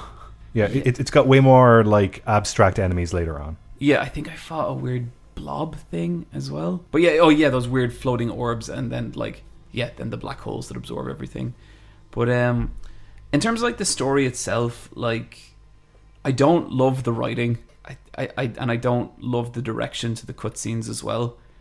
Some of it reminds you of Deadly Premonition, where she's like talking to the audience, and I find some of those sections so painful because they're playing it so straight. Like there's a bit where she was talking about the weird ghost that haunts her. Her lesbian ghost. Sure, Niamh. Polaris. Polaris. Yeah. She refers to it as a she. It's her lesbian ghost that lives in her head. Just saying. Okay. That's great. She tells Emily about that, and then like there's a close up on her eyes, and like it's her thoughts, and she just goes, "That's all you get. Everything else stays inside." And it's like, I love this shit. This is so Alan Wake, so Deadly Premonition, so taking it so serious, but it's so cheesy and hammy. It's X-Files-esque. so when they lean into the cheesy hammy stuff, did you guys do the training room? Yeah. So you find a note from this guy being like, how dare you use my audio? I thought it was just rehearsal. I will contact PR about this. And then you go to the training room and it's some guy going, It's a really dry read. hey, new recruit, we're going to run you through. Like, that was brilliant. Stuff like that's amazing. The so serious, it's goofy stuff, that to me, I think Remedy actually think they're writing serious shit. Have you met anyone that's talked about the shark yet? I've had 2 occasions where someone's mentioned that there's a shark going around, and like I don't know if the shark's actually going to be in the game or not, but they're like, yeah, we just sort of messed up and there's a shark. See, that stuff I really like. You know, I wish there was nearly more of it. And there's a bit where you go to a panopticon, because of course you do in this game, because it's all about control, and you talk to the like. I guess he's not the warden, but he's like, he runs the panopticon, and he's just like the shittest fucking guard. He's just the laziest guy, and he's like, yeah, I don't really do my job. That's good, because like the characters I've met so far have not stood out to me at all. Like this guy is like a cartoon character. He's great. Do you guys like the characters? Yeah, I'm liking everyone, but I'm really enjoying the air of mystery everything has. When Michelle was watching me play this, she was like, "This is such a Niamh game." Yeah, it is. It's a game catered to Niamh's needs. Did you guys do the look puzzle yet? I don't think so. Oh, it's such a good puzzle. What is it? It's so you find a notice that talks about lucky items across different places. So it picks China and Ireland. So it has the horseshoe and the 4-leaf clover. That's what they were. You can get into the room next door, and there is a roulette table, and you want it to hit lucky number 7. So between about maybe 3 whiteboards and the memo you found, you'll figure out how to do the puzzle to get some secret stuff. But it's just this really, really elaborate puzzle that means, say one part of it is the lucky horseshoe, and you read on the whiteboard that the lucky horseshoe is only lucky if it's facing a certain way, so you have to make sure it faces that way. Yeah, because I found the horseshoe, and I was just like, well, I guess this does nothing. It all builds up to a big puzzle, and it was just such a fulfilling little side puzzle that isn't like part of the main game or anything. Yeah. And you only kind of get some extra stuff out of it. But I was like, you could just completely miss this, or like it just doesn't tell you what to do. It's just like the environment tells you what to do. All the information is written on the whiteboards, like the scientists who were trying to figure it out themselves. So you have to go look at their work and figure it out. And I like that. I like puzzles a lot, and I like when they're purely environmental. There was another case where you needed to match a symbol, and the symbol was just, I felt like such an idiot. like a few rooms away or something. Yeah. Did you go into the room with all the post-it notes? It's just every single like surface of the room is covered in post-it Ooh, notes. no, not yet. And it's not a puzzle or anything. At least I don't think. I think it's just a room covered in post-it notes because someone just had too much of a good time. I also like all the objects of power, and like one's a Christmas tree. I like how mundane they are, because like an object of power in any other thing would be like, Gun. yeah, like a sword key, or something, a a key. key, yeah, Yeah. something like it's my keyblade, and like this, it's like I hope there's a keyblade in there. it's a Christmas tree or a phone or a rubber duck. The rubber duck is very dangerous. I just really, really love that fridge. Okay, I'm glad to hear you guys are so positive on it. I think because like before my session today, which was pretty alright, I was actually pretty much like going to trade it in nearly. I was just I think though there's parts of it that are just maybe not going to gel with me, you know, that kind of way. I don't think it's for everyone. It probably isn't. Like for me, I'm flip flopping on it, but like when I do enjoy it, I'm like, Yeah, I'm kind of the same though, because like there's parts of it where I feel like it's trying so hard to be weird that it just kind of falls flat for me. Did you play Alan Wake? No. That's Alan Wake as well. Like Remedy Yeah. are kind of so up their own ass, Yeah. but like they'll find a good nugget up there. But they do though. Like you're totally right. Like they even when I went to the hotel for like a second, I was fucking cool, you know. And The hotel is basically just the PT. kids TV show. Oh yeah, That's great. That's so See, good. The thing is, I miss the kids. Like to me, this feels like that play we saw in New York, Sleep No More, where it's just a multi-layered a building where all this stuff's going on, and you guys are seeing stuff, and I'm not seeing this. And like because your experience with the furnace is not what happened with me in the furnace at all. what was your experience? I had like a mission from Ari to tell me to go to the furnace, so I found out from the groundskeeper guy about the furnace. Not a woman didn't tell me about it. Well, the woman was on a recording, and I just figured out what to do from her recording. Cool. Okay. But then I spent like 5 minutes trying to find those fucking barrels. But it's like it's stuff like that as well, just like the secrets to things in recordings and stuff. That is cool, but I guess I think, and like, no, that is genuinely awesome. A problem I have with it is I just don't think like the game design is very tight, And I mean that like across the board in terms of how it leads you around the facility, in terms of how the combat flows. It all feels a little loosey-goosey to me, and sometimes I get lost, and that's a personal thing to me. This place is a fucking nightmare for me to navigate. Yeah, you don't have a really good sense of direction. Or a sense of direction. But I think I'm probably going to persevere with it, because there is shit I like about it, you know? I think the concept itself is so good. It's just... I guess it's coming with one too many kind of issues for me. It needs to be patched. Oh my god. Yeah, it really does. That's Control. Quicktime Events.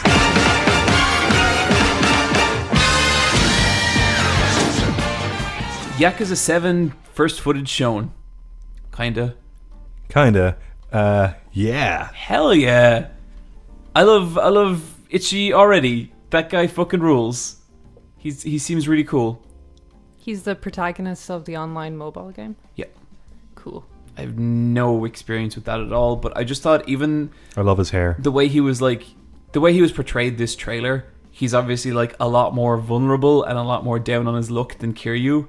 Because like Kiryu's just like, except in Yakuza 0 when he's like a lackey, Kiryu is like just a legend in that universe, and it's awesome to see them go the total opposite direction. What do you guys think of this switch to turn-based? Oh, I'm finally going to be interested in a Yakuza game. Yeah.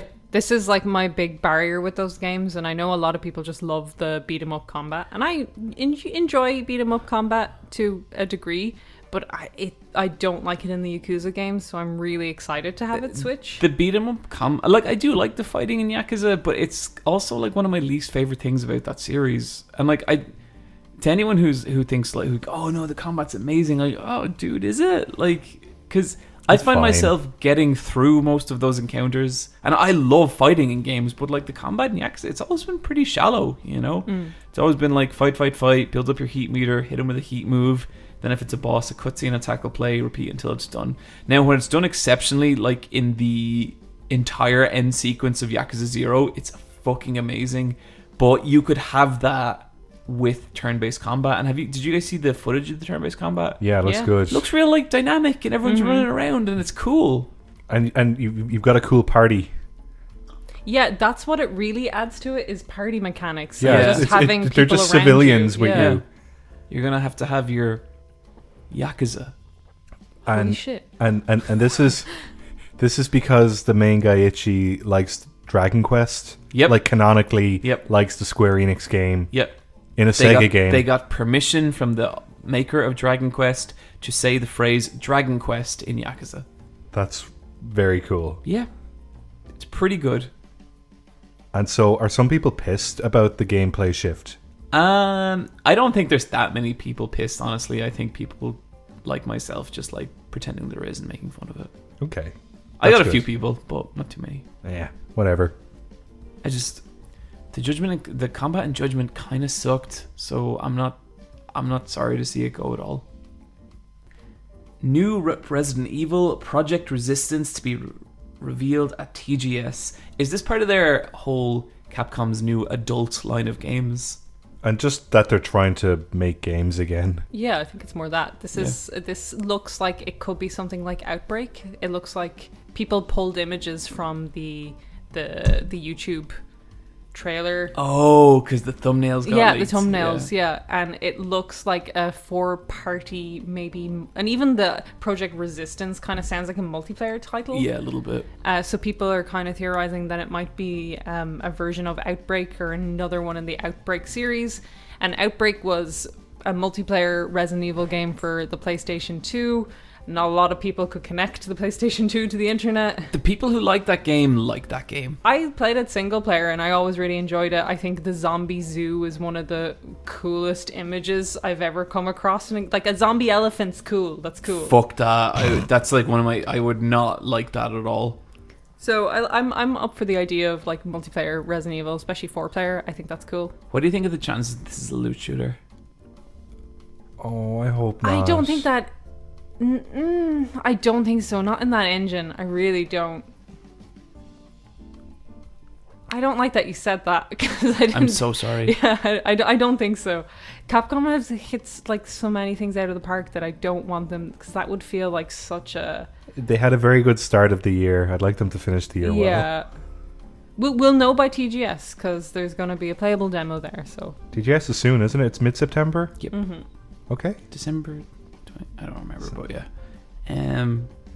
Yeah. I sure would like a good Resident Evil game. Play 2. I sure would like a good Resident Evil game. Stop that. It's good. I'm John, and I only like a certain kind of game. Go on. It has to be just the right amount of difficulty, 60 frames per second, and it's gotta have titties. I mean, that wasn't inaccurate, but it was mean. Yeah. That's how I roll. Oh, Cherry Hunter announced for Streets of Rage. Did you see this? Anyone see this? I did. I saw it very briefly. She's fucking cool, isn't she? She's cool. She's got a guitar. What's wrong, Niamh? No, she's cool. Why'd you make a face? That's just my face. That's just what she looks like It's just when. what I look like. No, she looks very cool. Don't worry, John. It's okay to like Cherry Hunter, everyone. Yeah, it's okay. We can do it. But, Is it like a group effort? Yeah. Okay. Like a video game character. Yeah, we can. It's never been done before, All Bryan. of us. No, everyone. Cherry Hunter. That's all. Look, I was just happy. I thought I just put it on the docket. Hey, Streets of Rage needs some new characters. Cherry Hunter is what they need. Yeah. We did it. We did it. That's it. There's probably other stuff. There's other stuff in the news. It's fresh. Feels really fucking weird to talk about it. I don't really know how to talk about it. I don't really have a desire to. Maybe with a bit of distance from this, it'll be something we'll cover in the future. I think none of us feel super comfortable talking about it right now. That's kind of where we're at with it. Apologies if you want to hear us talk about it, but there's some stuff where it's just like, you know what, this is fucking heavy. We don't have a lot of information about it. I don't really want any more because it seems like a kind of fucking private thing. That's it.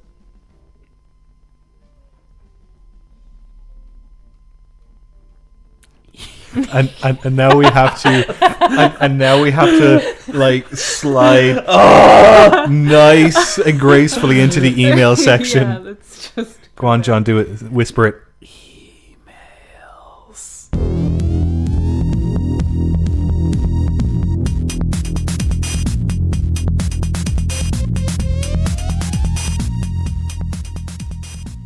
I'm gonna leave that entire pause unedited. We have an email address. AskLet'sFightABoss@gmail.com.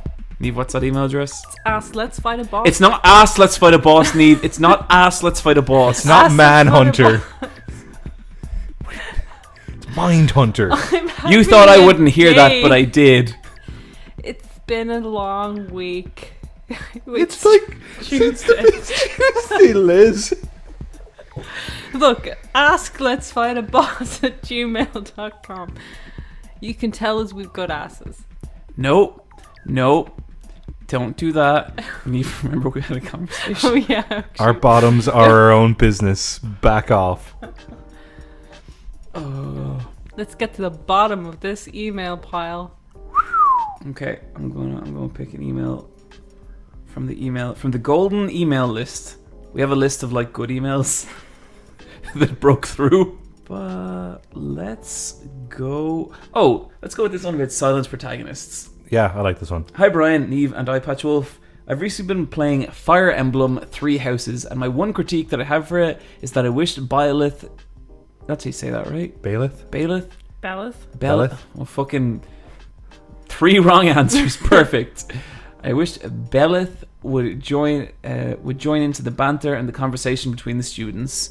When do you think a voice per tag should be used over a silent one? When should one be used over the other? Do you prefer one type, or is it dependent on the game? That's an interesting one. I have to say, I've never really been bothered by a silent protagonist.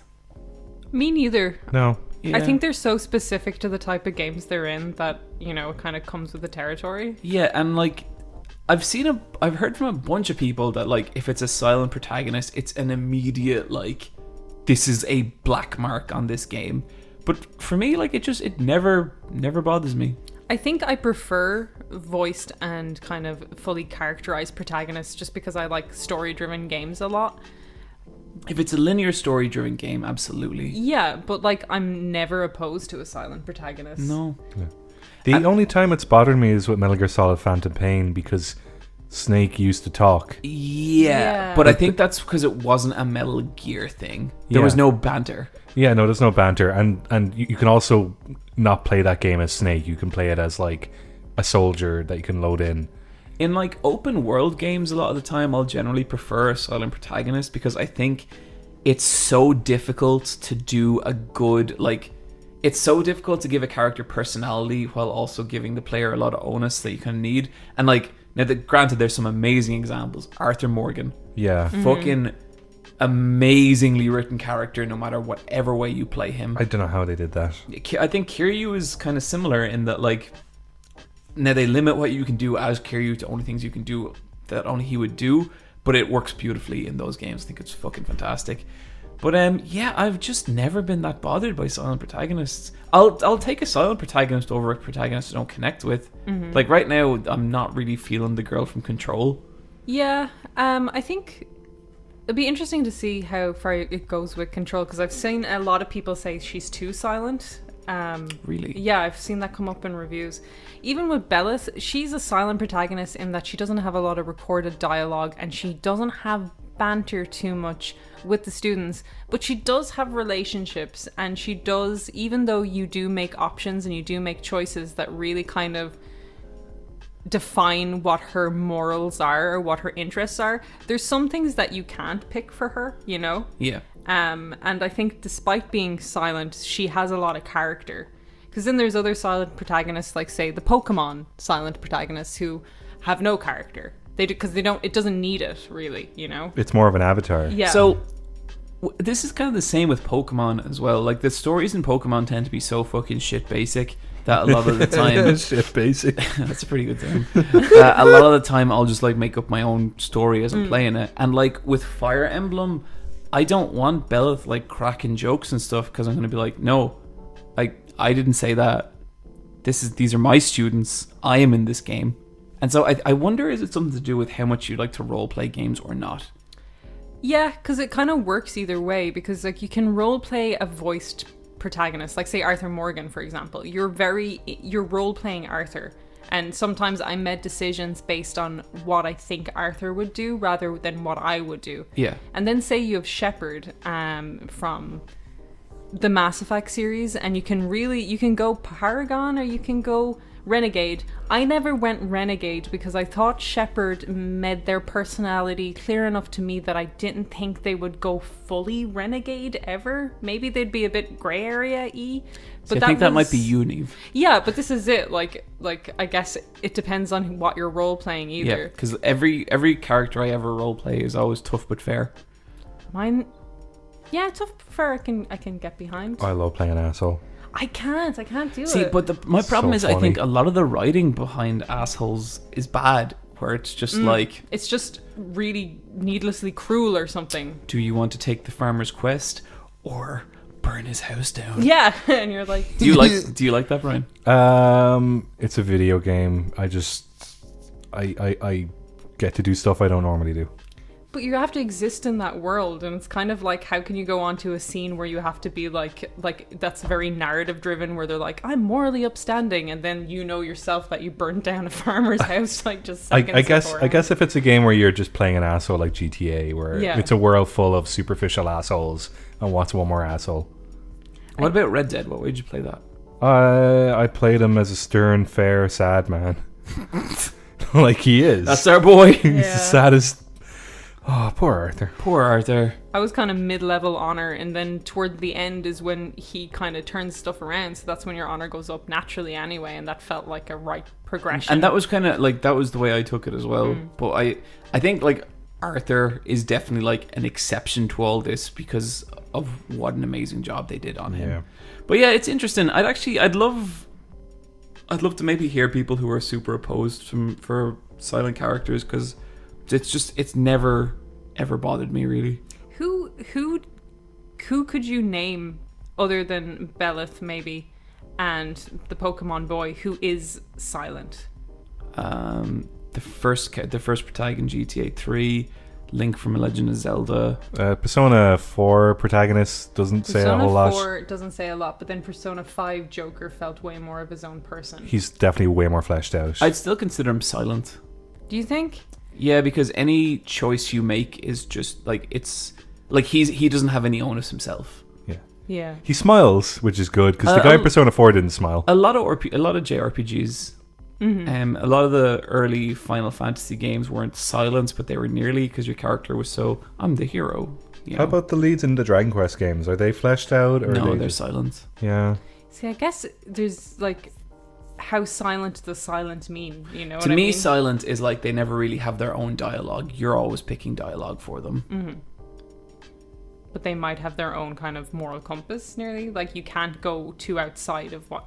They will always kind of go along a certain path either way. To me, I guess I'd nearly consider, this is kind of maybe splitting hairs at this point, I'd nearly consider that more of a story thing than a character thing. Yeah. Where it's just the story, this is the story, and this is the path they're going to go on. Dragon Quest's character is completely silent.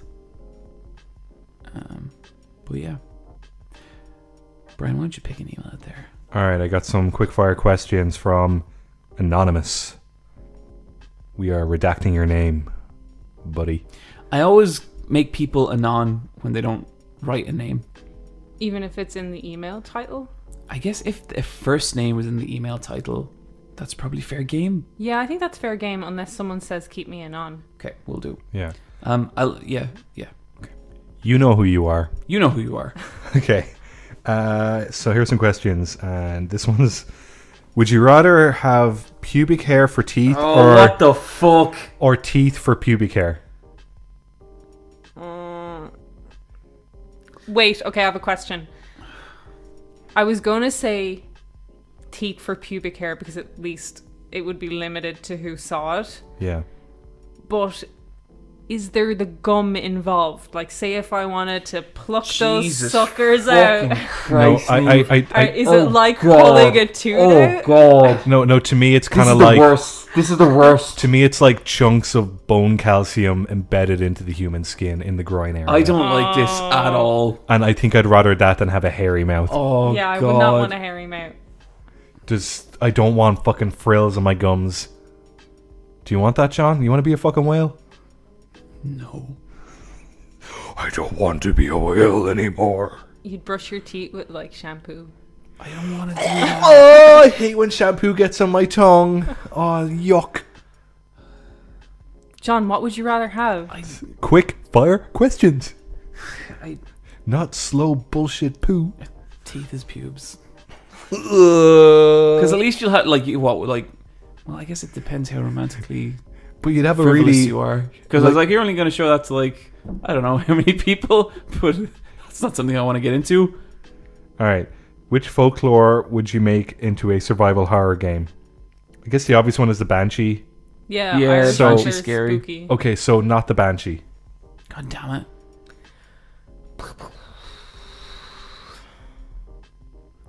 I think that old evil German Santa would be pretty fun. Krampus? Krampus would be good. Krampus is such a good movie. It is. That film was great. Fucking great. I'd love a South American Mexican demon. What thing? El Chupacabra? Is that what that fella's called? The one that eats goats? Yeah, I want that. It's just a monster. Yeah. But like, okay, so you're playing a farmer and you've got like, Okay. and you've got to mind your goats, and you're like, enough is enough. What if this is a farming sim and no one knows El Chupacabra is in it? And then like night 19 when your goats just goes missing. No. Yeah. That would be Yeah. pretty good. Okay, that's it. Do we have another one?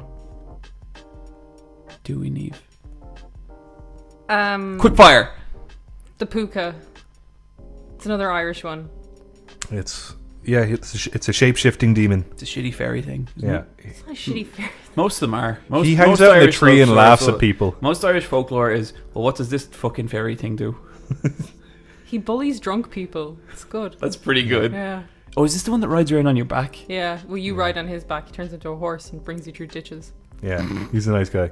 He's very active between midnight and 1 in the morning. Next question.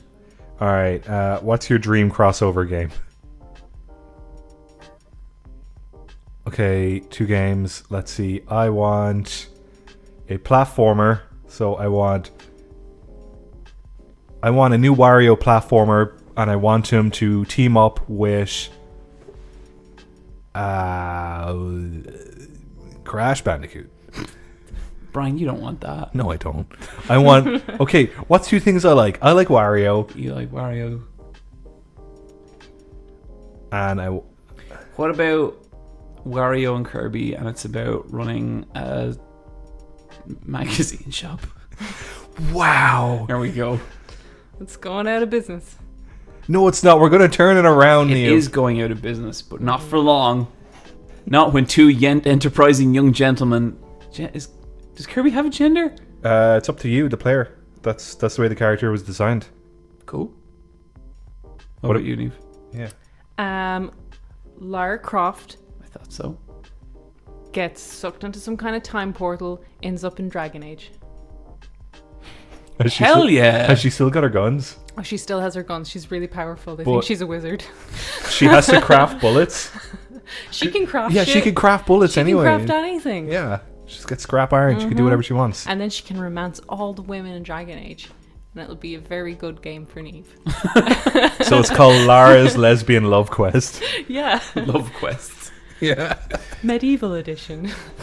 Oh god. Okay. Let's go for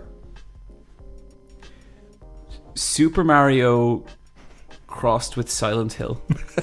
Where Mario's like, That's Luigi's Mansion.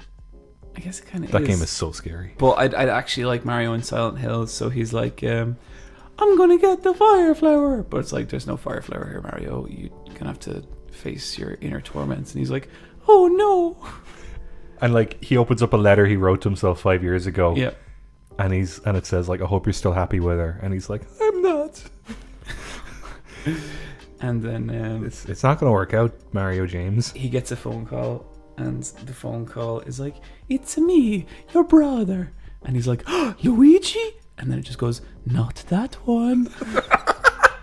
It's a fucked up game. Silent Hill, the third Mario. Next quickfire. We never make... These are never quickfire. I know, but they're funny answers, so it's fine.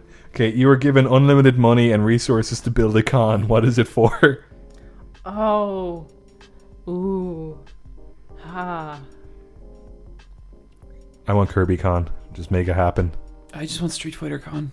Yeah. I know that's kind of Evo, but I want a con. Yeah.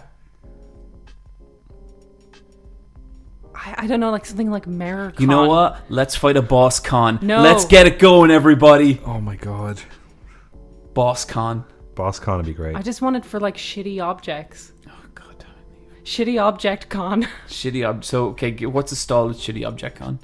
Stall at Shitty Object Con has just like an old Bakelite phone. It has like a broken figure of something. Oh my god, a stop talking. Next toaster. question. Objects of power. Objects of power. A Christmas tree. Okay, the purge has happened. What will you do? I'm gonna get into toilet paper. People need toilet paper. Just they'll murder you for it.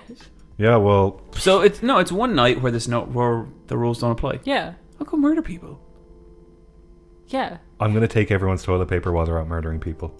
Sure. What's the obsession with toilet paper? Because the following days, like, it just... You need to clean up and people Yeah. don't have it. I got the toilet paper. It's gonna cost you 100 Bryan bucks for one little sheet. I got them. I'm not doing any murdering. At least... Man, I think I'd like run out naked into the streets, like with my body painted like an American flag, and just start strangling people. Oh my gosh. What's wrong, Niamh? No, that seems right. Like, oh, it's specifically the American Yeah, flag. American Yeah. flag. Yeah, Are you like going like USA, here it is, stay, Yep. and stuff like that? Yep. All the chance. Mm-hmm. Niamh, how about you? I steal everyone's dog and make sure they're safe. We can have a nice The night. dichotomy of Niamh right They're there. just like, there it is. There's the dog woman. Don't look at her. Is that Niamh barking, or is that the dog that's with her? No, We it's don't a small know. Pekingese I've taken to safety. Yeah. Niamh's like, get away from the dogs. Tattoos, yeah or nah? Yeah. Yeah. Yeah, but I don't want a needle touching me. No, thank you. I'm scared of needles. I'm not scared of needles. I like temporary tattoos. It's great on holidays. I got one time I got a scorpion on my arm. Sick. Yeah. Like, what's cooler than a 14-year-old with a fucking henna tattoo of a scorpion on his arm? Literally nothing. Yeah, I wouldn't fuck with that dude. Alright, and then the last question is scariest nightclub moment. I don't know if I've ever been to a nightclub. Really? I'm too scared. What? So just the entire concept of a nightclub. Yeah, because it's like you go up to one and it's like, and there's a guy outside going, you can't come in because there's dead people in there. I remember one time I was at a nightclub in Cork, and I was chatting to a friend of a friend when there was these two guys, and apparently they had some rivalry or something, I don't know. And one of the guys walked over to the other and like put out his hand to shake it, and it was like, you know, no more beef, like we're cool.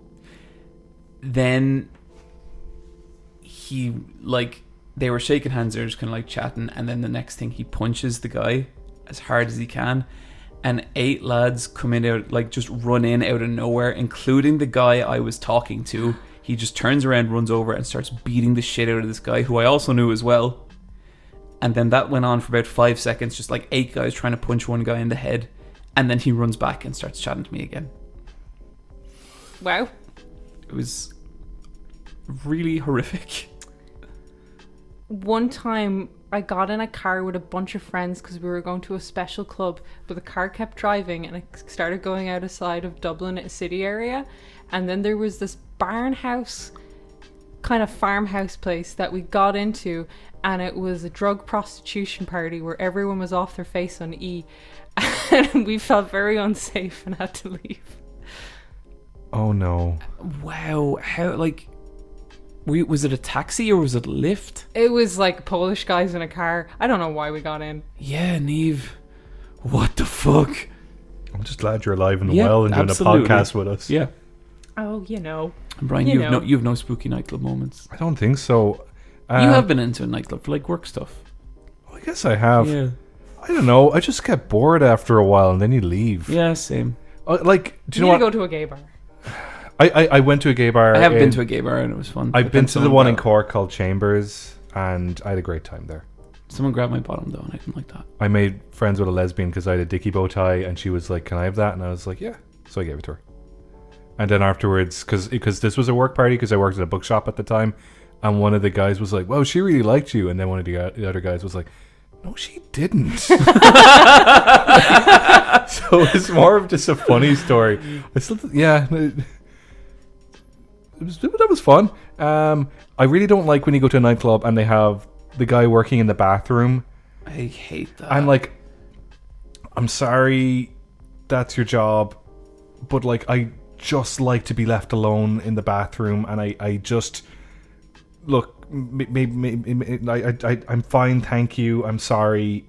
Just please leave me alone. Man, I'm their like best person because I get so drunk and like, I love a snack. So you go get a lollipop off them and you give them €10 for that lollipop, and then you're like, whoops. Remember one time my god. I was getting one of them, and like he was just doing the thing with like they give you a load of towels, and like I felt bad because I didn't have any money, and I was like, oh, I'll be back later, and he just looks me dead in the eye and goes, no, you won't. Did you go back? I did, and I got so in his face. I gave him like some money, and I was like, you fucking see? You sure told him. Yeah, I sure did. He probably knew you were going to do that. That's why he That's got probably why he does it. Yeah. Yeah. I once purposely met out with a girl because I thought she looked like Yuna from Final Fantasy X, but then in the morning she did not look like Yuna, and I was like, oh. Eve, this is barely a nightclub story. Don't worry, I'm going to cut that one. No, you're not allowed. I just You're not wanted allowed. you guys to know. You're not allowed. Oh my god. Eve, why don't you take this next one from Z or Z? I don't know. It could be whatever you want. It could be X or Y. Zay. Zay. Oh, yeah. Hi, LFAB crew. I'm a young teen, and as a result, listening to the email section has kind of got me worrying. Uh-oh. You end up giving life advice a lot, but it brings up a bunch of questions in my mind. In my free time, I mainly just play video games and do homework, but this has got me thinking if I'm wasting my time. You guys have said that you'll be naturally talented about something, then you'll be passionate about. But I haven't been able to find something that fits that description. How do I find a passion so I can start using my time efficiently and stop effectively wasting this period of my life where time, the most valuable currency, is the most abundant? Thanks a bunch, Z. I would say if this guy's a young teen and he hasn't found what he's good at, fucking, it's over. Like, just give up. No. Like, I want to apologize to you, Z, to make you ever feel that way, because when we talk about time being a valuable asset, we are coming from the perspective of 30-year-olds with jobs and dogs and commutes and hogs. And hogs. And pogs. And pogs. Pogs take up so much time. So much time, where you have like maybe 2 free hours an evening and you're like, oh shit, do I watch a TV? Do I play the game? Like, that's where we're coming from. All my teenage years, the only thing I was good at was video games, and I wasn't that good at them. And all I did was play them all the time. And now look, she's a host on the world's strongest video game podcast. Yeah, like, fucking enjoy being a kid and young and stuff. I'm not going to say it's the best years of your life, because it's totally not, but it is probably the most chance you'll ever have your entire life to fucking beat JRPGs, complete games you don't actually like that much, follow up whatever weird interest or lead, and just consume everything. It's like I was talking to a teenager at a con recently, and they were telling me about all the fucking films they've watched, and they had watched so many in like the last month because they had the time. And Yeah, because that's they're on summer beautiful. holidays. And It's just the best. enjoy the shit out of that. Hey, you are awesome. Live your awesome life. Don't Well, worry. now, we don't know he's awesome. He could be a total fucking loser. He could be, but He's got See, a... I bet you're not. I'm just funning. he's just funning with you. But just seriously play your Just games busting and your have chops. fun. Yeah, have a Don't great worry time. about that Yeah. stuff. Yeah. You're And, naturally talented, wanting Yeah. to play games. and this is to anyone out there who is a youth who's worried. You don't need to worry yet. You're fine. Yeah.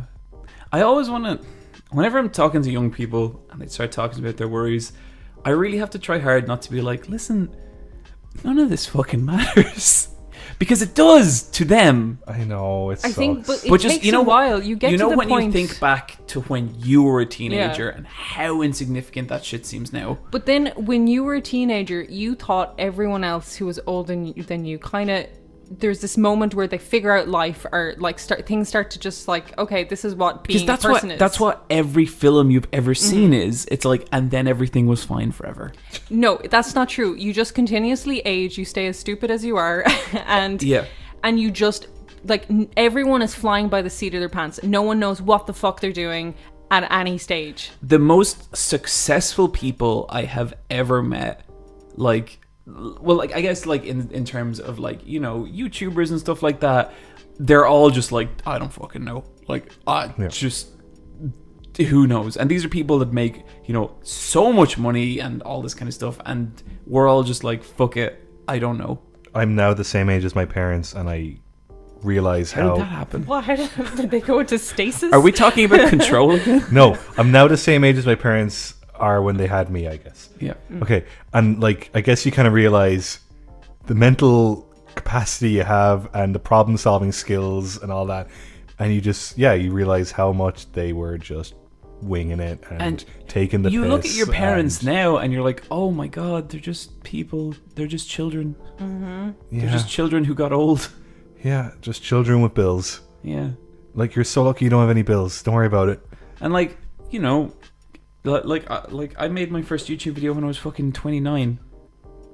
And now look at him. Miserable as shit. Yeah, But the point is that things change. yeah. Like, now we go to the doctor because, like, a cough made us really frail. We're like, oh no, I got a really bad cough and it's shaking my whole body. And they're like, yeah, you're not eating food right. It's like you spend a lot of time just Googling what's wrong with you. Yeah. See, I never do that. I'm just like, I'll be fucking dead soon. Late at night, I'm just like, why can't I be a person? Google. And then I read something for 3 hours and I go, well, didn't figure that out. And then I go to bed. I just Google. I'm like, why am I so sad? We want to take 2 more? Yeah, okay. I hope you found that inspiring, Z. Play your video games. Have a fucking great time, Yeah. Z. You just be Just the do you. Just do you. Yeah. Hey, this one is from Louise. We have a name. Okay, personal loot box. Imagine that you are each tasked with designing your own subscription box service. The box should contain an array of items. They could be snacks, drinks, books, films, games, figures, blah, blah, blah. To give the most accurate portrayal of your personality, daily lifestyle can be at any cost. What is in each of your boxes? Okay. I am so stumped by this question. Okay, I'm gonna add to it because it is a tricky one. Let's just like come up with a fun, because like Loot Crate and all those subscription box services, like they're just selling like 2-year-old junk from warehouses that just didn't get sold at a con, and it's like marketed as like con exclusive merch, but it's mass produced shite. So let's come up with like something that like caters to our personality, but like spewed out in reverse. I don't know, because like I've really grown to like to test like special edition things and just anything that comes with little crap that I don't actually want. Okay. You know what I mean? Do you want like a keychain of biking, but the face is kind of wrong? No. Okay, but then that's going in your loot box. But is this like more like a loot box? Like this is the Niamh loot box, so it's stuff she likes. So let's say Let's Fight a Boss was a business. Yeah. Okay, and each month, okay, so the first month is John. What's in that Let's Fight a Boss loot box? Do you have like your favorite shower gel? Okay. May cause burning. I do have a good bath salt that turns the bath water black. There you go. That's super you and super goth. Yeah. Okay. Okay, see, this is already a So- box I want to... some Noir hand sanitizer. It's okay. It says it's for men. Good. Yeah. Do you want hentai in there? Well, I only have like 2 hentai magazines, and one of them I bought out of curiosity, and one was a present from Bryan. Yeah, so the Galco one? Look, I don't read a lot of hentai, but I know what I like, and that was some good... No, I don't want to send hentai to people. Do you want like a USB stick that it's in the shape of your head, and when you plug it in, it's just an MP3 of you going, "Hi, this is John, here I am," and then you scream for an hour? Yeah, I do. Okay, so bath salts, hand sanitizer, USB... One more thing. What could I... It's t-shirt. You have to have a t-shirt. Yeah, you have to have a t-shirt. Do you want one of those t-shirts where it says on the back like, "I own a gun and I do this, and if you have a problem with me, then get out of my way in the queue." Do you want It's one funny, of that those? was the exact t-shirt I was thinking of. Okay, but you want like, "I am a wolf. I have an eye patch, and I like cartoons about ninjas." I don't know. It's just a shame I don't already have a t-shirt that people can buy. Niamh, what would be in your loot box? Not a plug for my merch. You designed that merch! Shut up. Okay, it would be a DVD copy of Romeo plus Juliet, but I've stuck my face over Romeo's face on the cover, so it's legit. If you get the premium loot box, her face is digitally added into the movie. Deepfakes have gotten good. Oh, deepfakes are so scary! I'm so scared!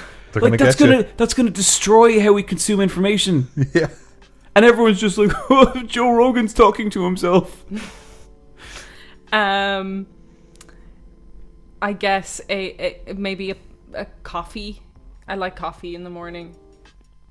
That's So your favorite So- brand? my You- favorite brand of coffee. So you open... I like to think that you open the loot box and it's an empty cup of coffee and just coffee spilled everywhere. just coffee grounds in the box. You just like tip the box over, get into a corner, and shovel it out. Yeah, because like, I do want these boxes to be a little bit cursed. Okay, Yeah. that's pretty cursed. So you got a movie and you got some coffee grounds. The t-shirt will be a Destiny t-shirt that I had to sweat to get. Oh, Jesus, that fucking thing. I love how many times we've heard about this t-shirt. Do you want to know something terrible? I bought a Destiny 2 Shadowkeep t-shirt at Gamescom, and then I washed it and it shrunk instantly. And now it's really boxy, and it shows my sweet abs that I have. So maybe that t-shirt It's worn by Niamh. That is great, Niamh. Thanks. Niamh's ab shirt.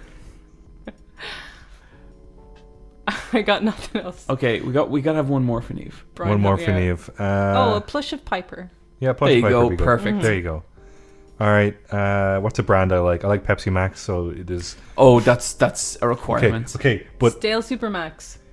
I'll get there. Give Super. him some room. Niamh. Okay. Moisturizer. The can of Pepsi Max is the 440 millimeter one that says great price €1 Oh my god. because it's not affected by the sugar tax in Ireland. It has to be that. Jesus Christ, I'm so sick of hearing about this fucking sugar tax, Bryan. But he I get saves it. so much money, John. So much Yeah, money. I'm passing the savings on to I you. get it. I get that Pepsi Max means you don't have to pay the sugar tax. It's maximum taste, no sugar. I know, Bryan, I know! I know it's maximum taste, no sugar, because you've said it like 800 times! Okay, it comes with some vouchers for Supermax. Okay. The ones Not you get. even Supermax. And it comes with a Supermax keychain. And it's really, really good. It's got a laser cut resin Supermax keychain. Like, someone's. It's the like most a valuable really thing in the high box. quality product for a really shitty thing. It's the shit! Supermax is good. You get one Kirby thing in there, and it is a sticker. It's just a Kirby sticker. What's he doing? It is. Is he eating at Supermax? No, it's just Kirby smiling, but his face is slightly to the left. So you're like, it's not. It's just off center. like it's Kirby front on, but his face is off center. Okay, and what's your t-shirt? The T-shirt is I'm with stupid, and the arrow is pointing up. Whoa. Yeah. I honestly think my box is the best value for money. You have the Piper plush, which is pretty Yeah, that's pretty good. And a movie. I've also got a McFarlane toy of one of the Matrix twins.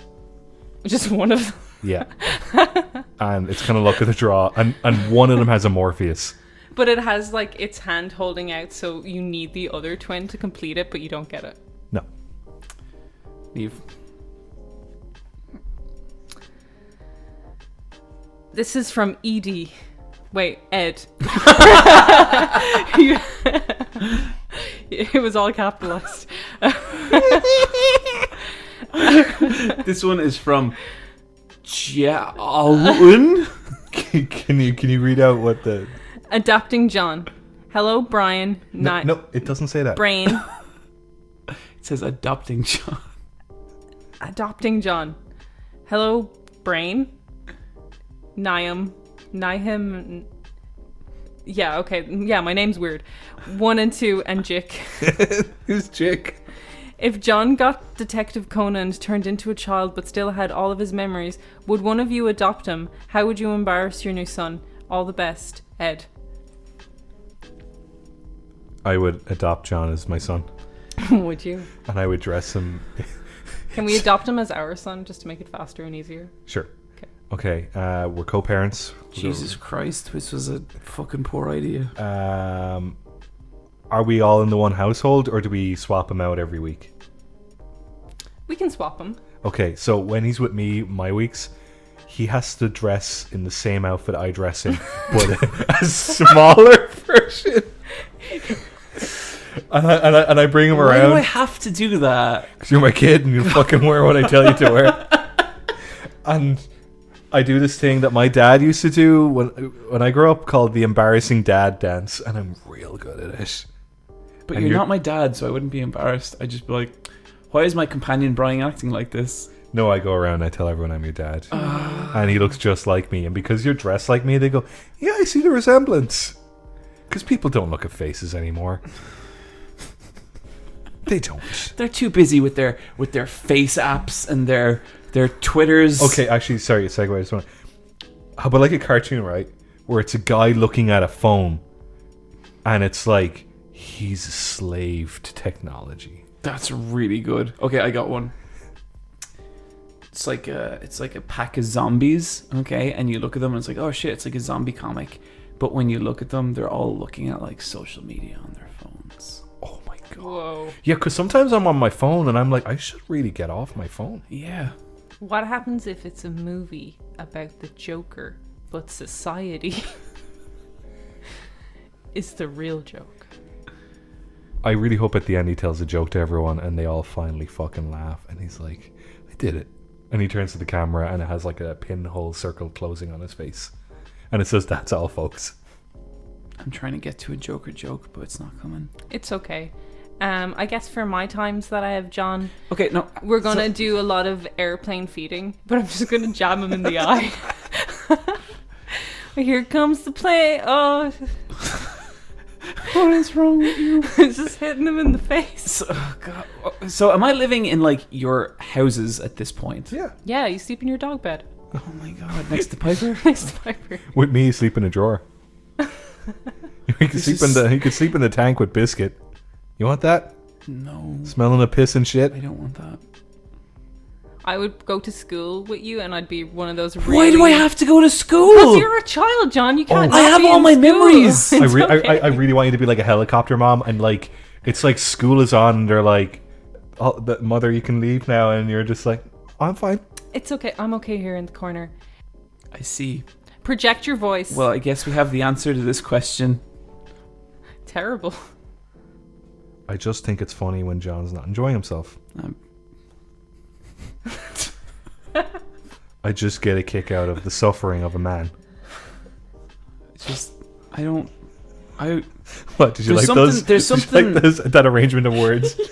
There's something so fucking just nightmarish about this situation that I kind of just I needed to know, and it's just, I don't like this podcast sometimes. I think it's fucking brilliant. I just like the idea of you being small. Why? I don't know, because I could lift you. I can't lift you now. I think it'd be so funny to see like a 4 foot tall John with like John's current head, and he's like going around the place. I'd love that. I'd pay money to see that shit. Imagine John, right? This section's been going on for a really And long time. he's in like a little sailor outfit with like golden curly locks, and he's got like a little like ribbon coming off the sailor hat. And we're like, do the dance, and he's like, I want to do the dance. And we're like, do the fucking dance. And you're like, how much is that dog in the window? The one with the wiggly tail. I just want to see it. We'd be very good parents, John. You fucking would not. You were literally like, I'm gonna stab you in the face with a spoon, Niamh. No. John, with me, you can get Supermax for dinner every I night. don't want Supermax for dinner. It's a chicken nugget on the spoon. It just doesn't go where it needs to go. Eat your nuggies. Eat your chips. Like, All your chips. oh God. Eat your chips. Do you want ketchup or mayonnaise? You can have I both. think what we would do is open a detective agency and have John solve crime. We can do that anyway. Okay. No, but like Is that the plot of Detective Conan? I don't know. I've never seen an episode. someone once told me, and then I was like, "Oh, that sounds really good," and then I forgot. So it was probably not really good. This section has traumatized me a little bit. I think we should move on because I can't think of any more conversation. I'm just really uncomfortable. Thank you so much for that email. Thank you, Ed. Ed. Thank you, Edie. Ed. Let's move on into our Patreon shoutouts.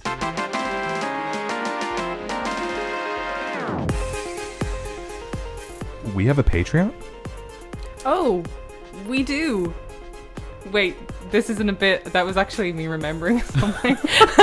Yeah. You know what? Actually, Yeah. We reached a milestone. yeah, we did. 1,000 bones. Holy 1,000 shit. bones. Thank you so much, everyone. For giving a bone. Yeah. And if you don't contribute to the Patreon, you got some bad news. It's too late. Can't get in on it now. It's gone. No, you can't. But no, seriously, thank you to everyone. That's really cool. This was definitely, I know we say this like every time, this was a lot sooner than I thought it would be. Yeah. Yeah. And we're a little underprepared. Yeah. We have to have a separate conversation about what we'd like to do a full Let's Play of. There's going to be a lot of brainstorming. We're getting equipment together.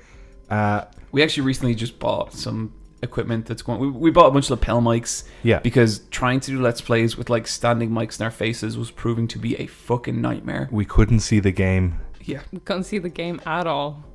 When you actually realize the amount that goes into like a multi-person Let's Play setup, like a proper one, it really makes me appreciate all those Let's Plays I've listened to and all the setup that had to be done each and every time. Yeah, absolutely. We want to do it right, so we will get there, but we have to do a training arc at the moment, but you always come out stronger after a training arc. Yeah, and like we don't want to give away any hints about what the game is going to be, but all I'm saying is that Landy is going to get his... I kept it vague. It was super vague. Did ya? Thanks, John. You know how I give you a hard time? Yeah. You give me a hard time back sometimes, just saying. A mean person. I'm not mean. I was talking about Niamh. I'm literally... Okay, because I'm like the nicest person on Two this mean pod. people and a weenie. I'm the weenie, haven't I? Yeah. Okay, we have a we have a Patreon. You can pay whatever you want, but if you pay over $3, you get in on our Discord. There's some cool dudes there. Everyone's lovely, and they have a thing called the shout box, and you type into it, and we say the thing. Yeah, a lot of cool dudes on that Discord. A lot of Dark Prince fans. Yeah, I don't know why. Don't know what that's all about. They just get it. Get what? Nothing. There's a lot more super beauty cuties. So if that's you, I've literally never seen anyone in the Discord refer to themselves as that. they will now. Bet they won't. Okay. They will. Like, are you human gold or are you human poo? Which one are you? Okay, well that's really vulgar, so we're gonna cut that out. I was gonna say dog shit, but I didn't want to say that because that was so aggressive. Oh, do you want to be the best you can be? Join Niamh and myself. Yep. Join the Niamh and Bryan Patreon. Do you know what's actually really funny? When you look at the Patreon, like when you go to the Patreon website on a phone, it cuts my head out, so it's literally just both of your heads. Oh Aww. no.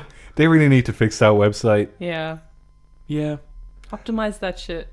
Because like I actually did because a couple of weeks ago I redid all the artwork and I tried to follow the dimensions. Nope. Anyway, we have a shout box. If you shout at us, it would sound something like this. I'll go for What? This one should be you, John. This one should be me. Okay, John. I guess that's me. This one's from Magpie Mirror Test. Okay, I have one more movie idea. The screen starts out pitch black, then the title fades, and with big white letters, The Bossoning. Oh my god. What would The Bossoning be? The Bossoning would be about... It'd be About a a psychological horror movie about being the nicest boy in the world who has to host a podcast with two people who just absolutely fucking hate you. No, The Bossoning is about a nice man and a nice woman telling their weird giant-headed boy to go to his room. They're both very good movies. Niamh, I liked how for a second there you were like, what? But then I did see that you liked a tweet about someone making fun of my giant head. And it really hurt. It was just one single tweet that was just such a burn, and that I was just like, yeah. As someone who also has a giant head, it was... I think being Irish just means you automatically have a giant head. But like... In that photo, I'm leaning forward. The perspective's kind of weird. But my like, legs aren't that tiny either. You always say a big Irish head. It's just, Yeah, we all have big Irish heads. the big head on you. Yeah, Look at the you. big Irish head.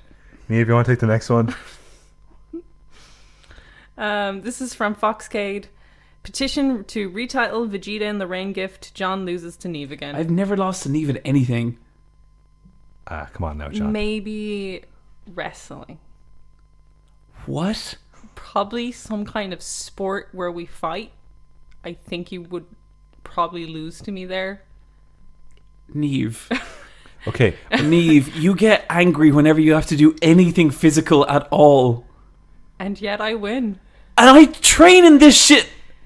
I'm stronger. I don't know how. I don't do anything, and yet my abs are just like so ripped. Do you actually have abs? Yes. Or do you have just one giant ab? One giant ab. I know. Sweet, I know me you're- too. I know you're baiting me, so I'm just going to suppress the rage, and we're just going to move on. Look, John, she wins at arguments. Well, no, of course she wins in arguments. It's really hard. Do you know what? Do you know what I realized the other day? I was thinking about Full Force, Yeah. and I realized that in arguing, I'm Airsoft Fatty, and Niamh's Robert, Does that make me Mike? and yeah, you're Mike, Sweet. and I'm like, you're using full force, and Niamh's like, no, I'm not. Even though she clearly has a knife. All right, and then the last one is from Bram Cracker with a tree in it. I think we had this one before. No, Brown Cracker just likes repeating himself. Yeah? Fair enough. Yeah, no, yeah. Wherever you go, there you are. I was going to say it. Fine, Brian, you can say it. I'll cut out my version. Wherever you go, there Sorry. you are. Sorry, I think I messed that one up.